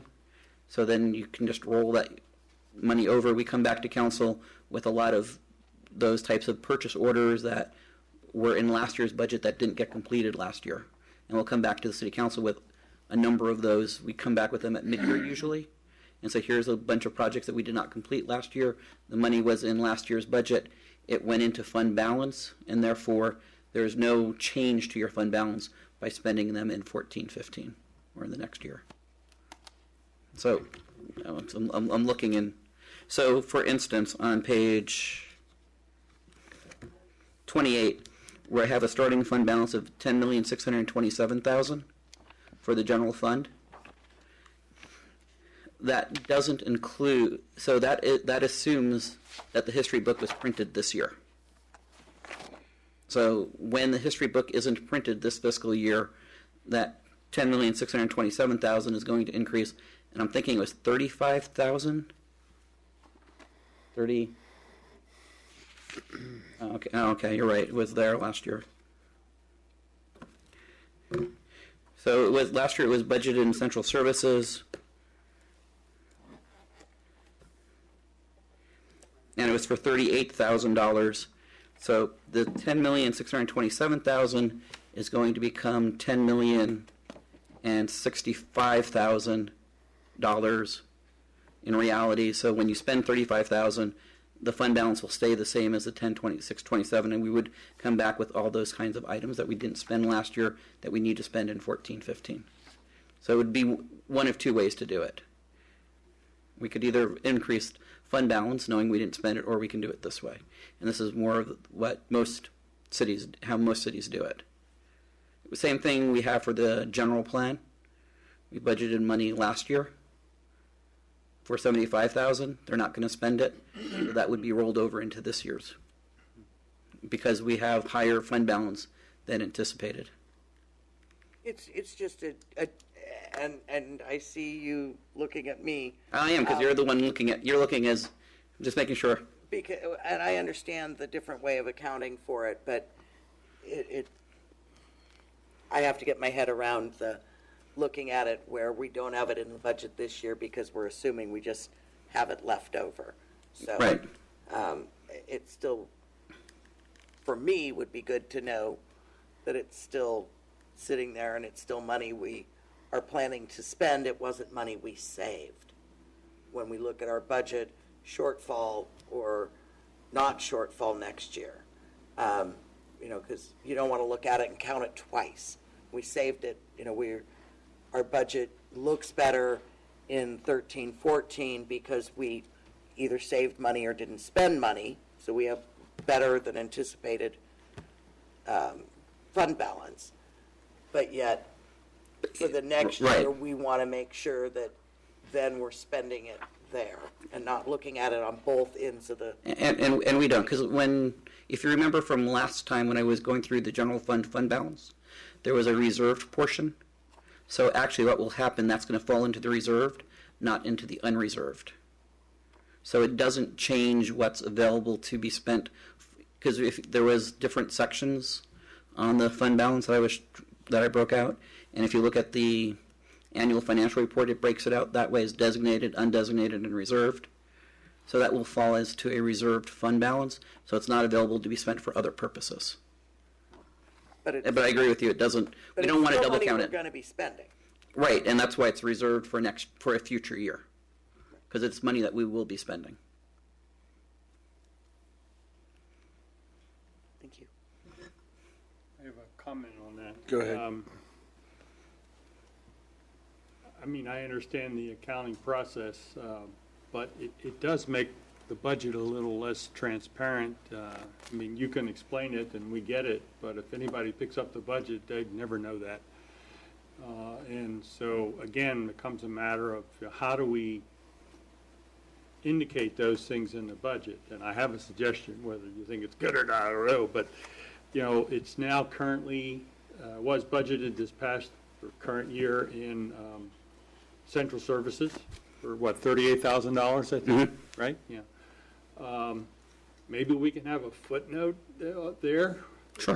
Where there's now zero or something saying that, this appropriation was made last year, but it didn't happen, and so therefore it's carried over to this coming year. So when someone sees that, they won't think it's happened. Okay. Because it looks like it if you, Right. 38,000 this year, next year it's zero, and it looks like it's happened, but of course it hasn't. Right, and that's the difference between budgeting and accounting, and I agree with you, and we could do that. We'll go It would make it through. a lot easier for people, if anybody actually goes through trouble to read this, that they can say, oh, okay, so that's what happened. We can do that for like the major Makes sense, contracts. Gary? We moved it, yes. Yeah. Right, I'll do that for the general plan too as well then. Because that hasn't been spent yet, that 75,000. I have another Get less suggestion on questions. this area. Yeah, go ahead. Okay, yeah. This is something I brought up before, but I have a suggestion as to how to proceed, and that is, I'm still a little bit nervous about, if you look at the city council payments, the disproportion between the salaries and the auto allowance, and the auto allowance being so much more than the actual salaries. It strikes me as not an appropriate relationship, and so I remember I brought this up once before, Clark, and you pointed out that doing it this way was my idea many years ago rather than individual reimbursements. But I still think the disproportion is a problem. And so I have a suggestion, and I'll bring it up to all you all and see whether it makes any sense. I actually have not been taking the auto allowance because I don't drive that much, and I would feel wrong taking it, so I have not been taking it. It's budgeted, but I haven't been receiving it. And if I'm right, if it's budgeted for 18,000, that if you divide by 5, then that's 3,600. That will not end up being spent because I'm not using it. Other people are doing a lot more driving. I'm usually not driving, and when I do go someplace, I'm fortunate enough to have somebody else do the driving, like Clay or Cliff or Clark or what have you. So I was going to suggest that maybe we could take that 3,600 and add it to the salaries, which would make it 13,539. But then that would be divvied up five ways. And then we could reduce the budgeted amount for the auto allowance to 14,400, which would make the proportion look better. I don't know whether, and the amount that we actually spend will be the same. Right. So in order for city council, in order for me to budget salaries in city council, my understanding would be city council would need to say that that was actually their salary. Right. And that would be a resolution by the city council to pay individuals more. Right. If in the future, my concern would be if in the future another council member who drives more than you do comes in and says, I've got 4 other council members who are getting a $3,600 car allowance, why don't I? We would then give them their $3,600 a year car allowance, and we would have increased salaries and the car and still have the same car allowance in the future. Yeah, my answer to that is what I'm thinking about is how to get something changed for this coming year that wouldn't increase the budget. But in subsequent years, it might very well. And that would be okay, because I think that we ought to change the proportion relationship a little more in the Right. salary direction than in auto.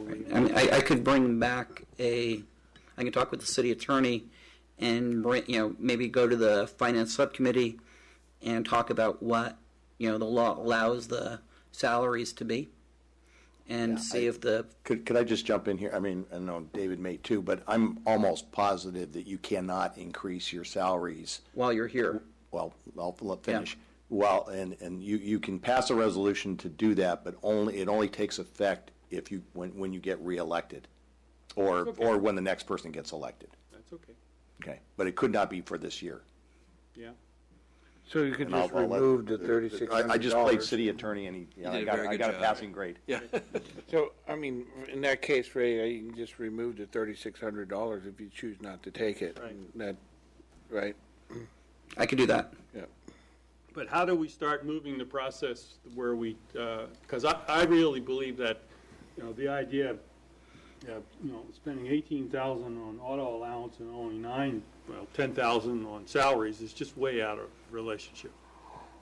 And I'd like to sort of switch that relationship. That would be the policy thing anyway. And so the question becomes, if anybody else agrees with me, what's the feasible way to do that?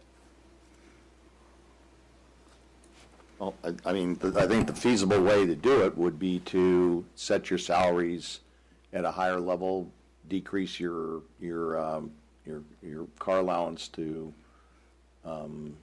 0 or some small number.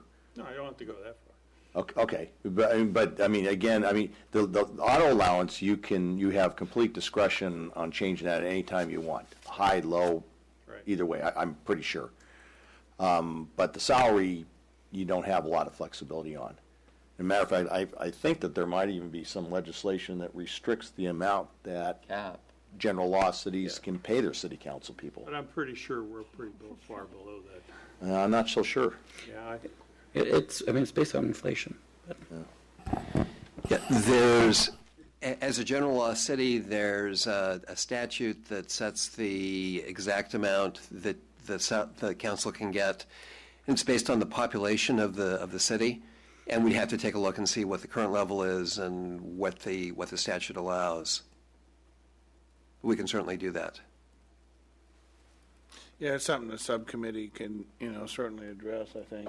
I think we note your concern, then just remove the 3,600 for this year since you're choosing not to take it, and then take a look at it, with a more in-depth recommendation at some point. Okay. Does that sound reasonable to you? That's fine. I do have one other question, though. Go ahead. On the flexible benefits health, does that include, is that just for this council, or is that including retired, any other post-employment benefits? This is just for the current council. There is no post-employment benefits for council members. It's not allowed. Yeah. Somebody could do a HIPAA, but they can't. Or COBRA. Yeah, COBRA. I'm sorry. Okay. I have a question, but I'll take it later. Okay. I do have some questions. So, Lauren? do the benefits include, like, for example, if a council member like myself declines them, like Ray is saying he's declining the 3,600 auto allowance, I've declined all the health benefits and medical, dental, vision, because I already have coverage through my spouse. So have you taken any of that into account? I mean, I'm sure the same goes for any city employee, Right. So we're looking at it case by case. Right. So for people for the health insurance, I've taken into account what status each of the council members are. You have, okay.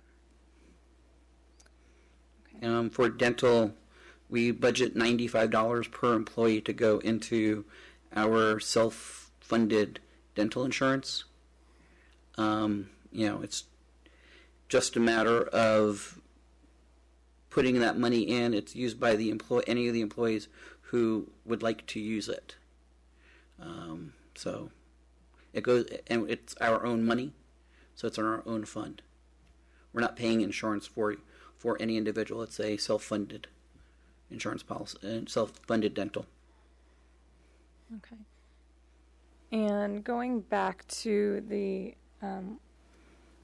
one-time projects that were discussed under the special departmental expenses, you had said that was $100,000, and I just wanted to note that I understand through my conversations with Clay that includes a potential amount of money for what we've been looking at, which is this entryway project, and I wanted to kind of let the other council members know about that. So this is, at the entrance of Bayshore and Tunnel Avenue at that intersection on the northeast corner is a city-owned property, and we've had a couple meetings with Mountain Watch, with Clay and Randy and I, and we're looking at the idea of making a native plant garden in that spot as a sort of staging area for Mountain Watch to hold any talks and for the public to use, and also to be like we call it the entryway project, because it'll really be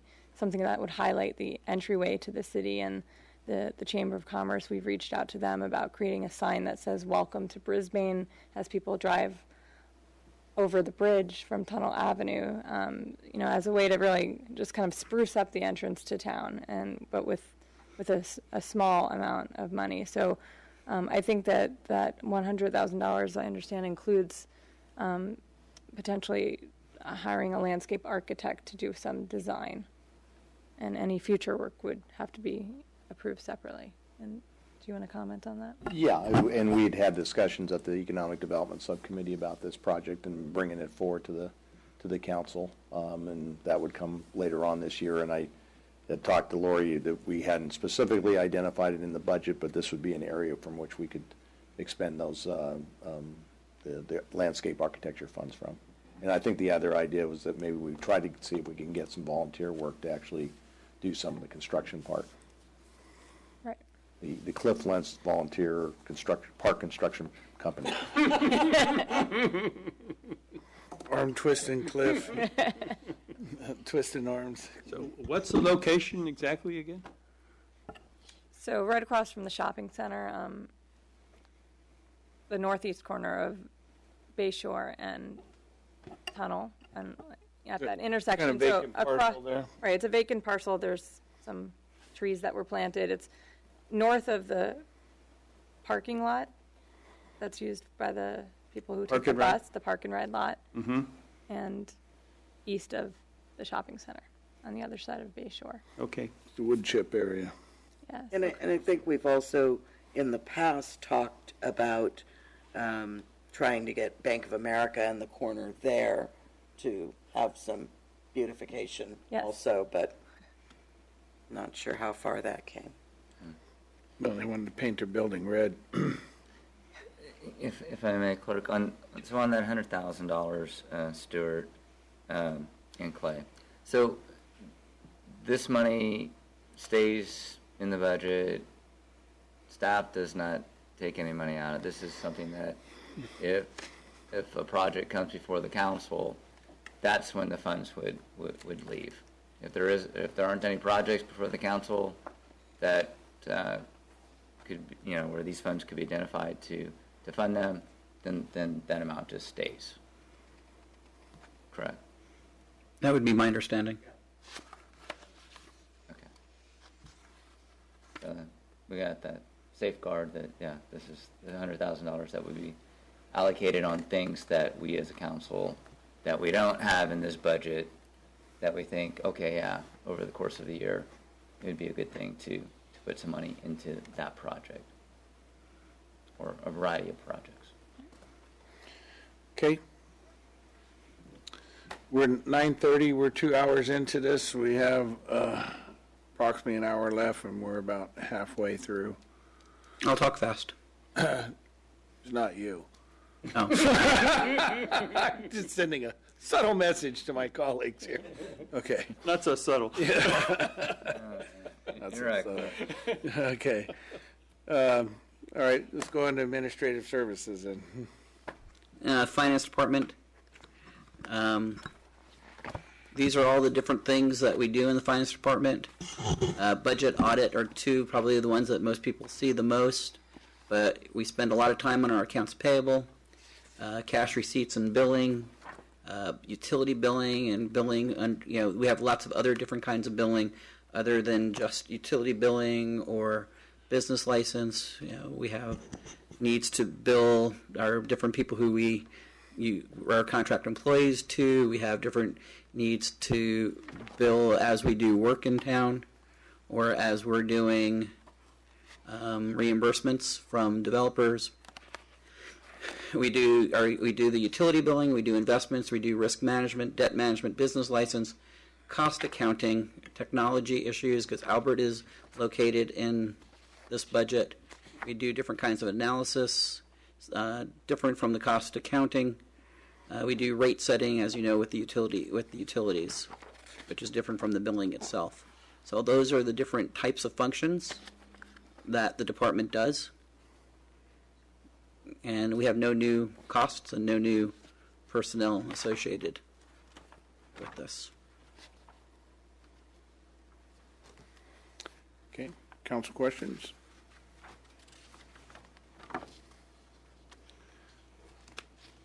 You've intimidated them.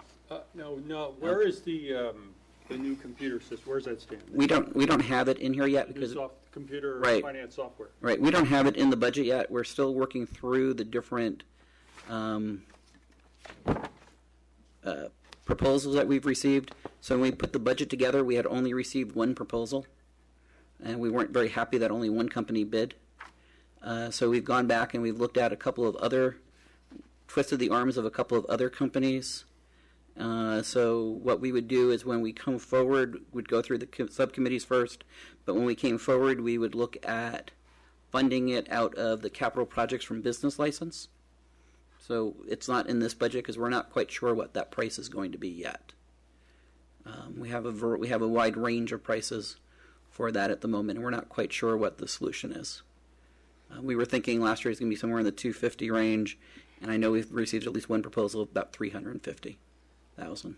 And we did a supplemental appropriation on that, right? And we would. We did a appropriation for the bidding process, And what we would recommend is that when we actually get to know what we're actually going to do, that we would come forward and do a supplemental appropriation at that time, because we're not quite sure what the right solution is. Okay. And I've been approached by somebody who has a very different type of a solution where maybe we go in with other cities and do a joint purchase and have to save money on the software side of it, where you might have a company that would offer software to multiple cities. And that might be a way to save money. So we're still trying to figure out that solution. Okay. So is this earmarked somewhere else in the budget? It is not yet. No, it's not. That's why I couldn't find it anywhere. It is not anywhere. Yeah. Because we're not quite sure what the solution is yet. When I would not know what dollar amount to budget yet for that. And what I would anticipate, it would come out of the business license capital that we get. So it will not impact the general fund. Mm-hmm. But we do have money set aside in the business. We get money from business licenses every year for capital projects, and that's where we would fund it out of when we have a solution. Yeah. I was thinking that, I don't know whether this is Finance Committee or Technology Committee, because I know we've been talking about redoing the whole computer system, and maybe moving away from servers, going to the cloud and so forth, which would then affect the email system and, the whole data processing and retrieval system, and that could very well affect, what direction the finance department goes as well. Correct. And so I guess my question is, should we try to do all of this in a kind of a coordinated way to make sure that everything's compatible? So what's your thought on that? The answer is yes, and we would, after talking with the Finance Committee, we would also be talking probably at the same time, not at the same meeting, but at the same time we talk with the Technology Committee to talk about what the long-term solution for the city is, whether or not we want to have a cloud-based solution or whether or not we still want to host the applications ourselves. And at the rate, I think as we're getting further and further along in technology, it's seeming as if cloud-based solutions are the way that we could go. So that would be the idea. And, as you know, as I talked about the last time, we are doing a look at our entire, computer system. Also our phone system, because all of that can be put in the cloud.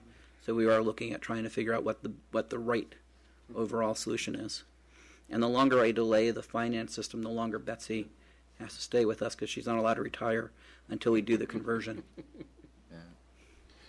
You're So I'm not getting allowed to daggers leave. behind me. Better the technology, though, too. What? The better the technology as well. Better the technology. Yeah, I mean, Supposed to it's be a changing so secret. fast that, It's supposed to be a secret strategy. yeah. I've told her many times. But almost every week or two, you're seeing some new cloud software for government Right. account. There is, and that's to somewhat is intriguing about maybe having a third party buy a software that they could then keep more up to date than small individual cities. So if you think about the system we have now, we got it 1998. So our system is 16 years old, and part of the problem is we can't really update $300,000 system every 3 to 4 years. So if you're finding somebody can say, okay, let's get a bunch of small cities, maybe 10 of them together to jointly purchase a system that would work for all 10 of them. And then you say, okay, we're going to have somebody else host it, and then work with the software company to keep it up to date. That may be a better solution for smaller cities. That's one of the things that I know we're beginning to explore. Yeah, it may be a more efficient solution, but it may take 10 years. No, if it takes that long, we would not do that. I mean, this would be But, something. that's how long the police, they went on, it must have been a decade, if I remember correctly, because they had the same problem, right? and they finally managed to coordinate throughout the county, but it took years and years, because, doing that kind of coordination with a lot of different entities can be extremely difficult. Right. Well, cops have bigger egos than accountants. And then account. Well, I don't know. I don't know about that Who knows, sometimes. you know? No, I mean, the anticipation is that we will have a solution for you during this fiscal year. The question is going to be then, what the conversion is, how we're going to go about doing it, and what the cost will be.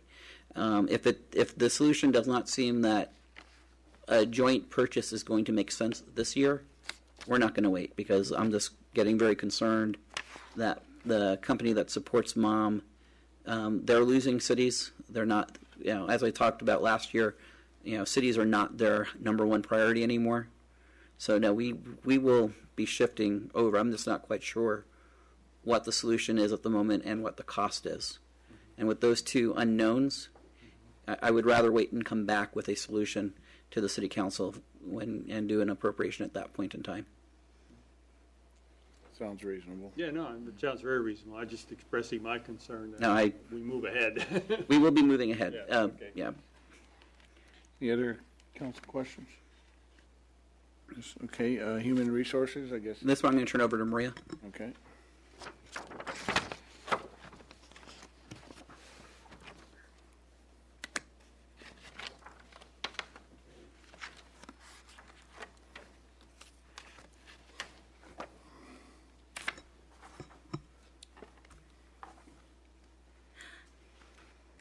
Good evening, Honorable Mayor and council members. So what I have for you is a human resources budget. Basically, what you see before you is not necessarily a financial breakdown of our department, but a snapshot of what we project, where we are right now, what we project our upcoming year to be broken down into in terms of the services that we provide. It's a very fluid, and a lot of these things overlap, but to give you a general idea, labor negotiations, employee relations count at about 20% total, kind of half and half split between there. With the number of positions that we're bringing back, our recruitment time has gone up quite a bit. Included with that is the onboarding of these new employees, making sure that we do their orientation and getting them situated into their departments, and that falls right into the training and development, where we spend a lot of time not only with new employees, but keeping our current employees up to date on their necessary skills. We move into where we have certain administrative areas, workers' compensation, monitoring when people are on injuries or illnesses due to their job, as well as other leave processing, which may include going over requirements such as family medical leave. An important part of our area is also the evaluation process, where we spend time making sure that departments are given the information they need to do their performance evaluations annually for the staff. We took on last year, and will probably be going into this year, a little bit more time in reviewing our personnel rules and regulations and administering changes in those. Once we have a full draft of that, which David's office is working with us on right now, we'll bring a draft probably to a subcommittee to review with us, because that is part of our ordinances. We will need to bring it back for the full council for their approval. Benefits administration is high, particularly with the Affordable Care Act. We do have a lot of initiatives that we do need to complete this year, as well as there's a couple other new things that we're bringing in, having our self-insured dental plan reviewed and our cafeteria plan reviewed, so that we can take a look at making sure that they're up to current legal standards. Our safety program is also a key part of our area, making sure that we meet all training and OSHA requirements. And that pretty much brings up our breakdown of where we're at right now. And I'd be happy to answer any questions about the budget detail. Council questions? Start with Cliff. I do not have any. Terry? I'm good. Lori? I have one question. So I see you have a wellness program and $5,000 allocated towards that. Just curious as to what that is. We've been approached several times with different vendors, as well as the county, about starting a wellness program to, again, promote wellness within, help us put some control on overall healthcare costs in general. To be honest, with the amount of workload that we have right now with the recruitments, I'm not sure if we'll be able to really engage in that right away, but it's something that we've been trying to see if we can initiate sometime. So this, it's a little bit of a placeholder. We're hoping that we'll be able to start a program to set up a health and wellness policy for the city, as well as some initiatives to get employees involved in it. Okay. Okay, great. I know they have that at Kaiser Permanente where my husband works, and Right. it's something that's very good for the employees, to help them, have job satisfaction. So, Absolutely. Very good. Ray? Yeah, so, you, excuse me, you added a person this year? We did change from a part-time person to a full-time person. Right. So we have two. I guess my two question full is, teams. are you able to keep up, or is it still kind of over the top? It is challenging at certain times. Some only because of the waves of things that come in. Sometimes can be challenging. I think we are able to handle it between the two of us. But it's like anything else. Certain projects do ramp up. Certain recruitments do ramp up rather quickly. So some things do have to get prioritized and put on the back burner for a little bit of time. But I think we're able to kind of capture that when we do have opportunities to catch up. So the Affordable Care Act, before it hit us, we were concerned about how much effort it would take to get everything up and running and deal with all the complexities therein. How's that going? It does have some challenges only because it's a continually changing administrative policy. Part of what you'll see in the budget is that we are looking at having someone, a consultant, come in to assist us to make sure we're on the right track because of so many changes and how rapidly it changes on us. We have done some initial things. If you recall, previously last year when we settled negotiations, we also made some changes to our hourly requirements in terms of earmarking that so that to become eligible for benefits, we put in language that would become more in line with the Affordable Care Act once that becomes coming up. We're now in that phase of trying to manage the measurement periods and just trying to set up our own a clear policy, and so that it's clear how we get people enrolled. So it's still very much a work in progress. The deadlines are coming up fairly quickly. We one of the things we're trying to take a look at carefully is the language in terms of the FTEs, because if you are under a certain number of full-time equivalents, I believe you can postpone it until 2016. However, if we're in the mode of being able to do it this year, then we might as well move forward with it. So there's some transitional relief, I believe is the term that they use, that we might be able to take advantage of to help us. Isn't the cutoff 50, or am I wrong? It is supposed to be 15, but they did have something about if you had, I believe, less than 100 FTEs, that you could delay implementation. Really? But we're still, again, since we're looking at making sure that we're working with consultants on that to make sure that we meet that, whether it's a hard headcount number or whether it's a FTE number, that's something we need clarification on. Yeah. Oh, I see. Okay. So you think the $9,000, is that what you have for the consultant? That's correct. Yeah, you think that'd be enough? We're hoping. Again, it's in terms of helping us bring aboard the Affordable Care Act, a lot of consultants are already doing that for several other cities, so I don't think it's going to be something where it's a brand new thing. They might have something that they can pretty much just help us to go along on that. The benefits review is a little bit different only because we have not had our dental and flexible spending accounts reviewed for quite a while. So that might be a little bit more, but a lot of I think the 9,000 should be okay in covering that, and if not, we will absolutely bring it back for reconsideration. Okay. All right. Thank you. Okay, I guess we're back to Stuart, unless you're doing central services. Nope, I think that's Can I ask Okay. for a 5-minute break? Yeah, sure. Okay, let's take 5.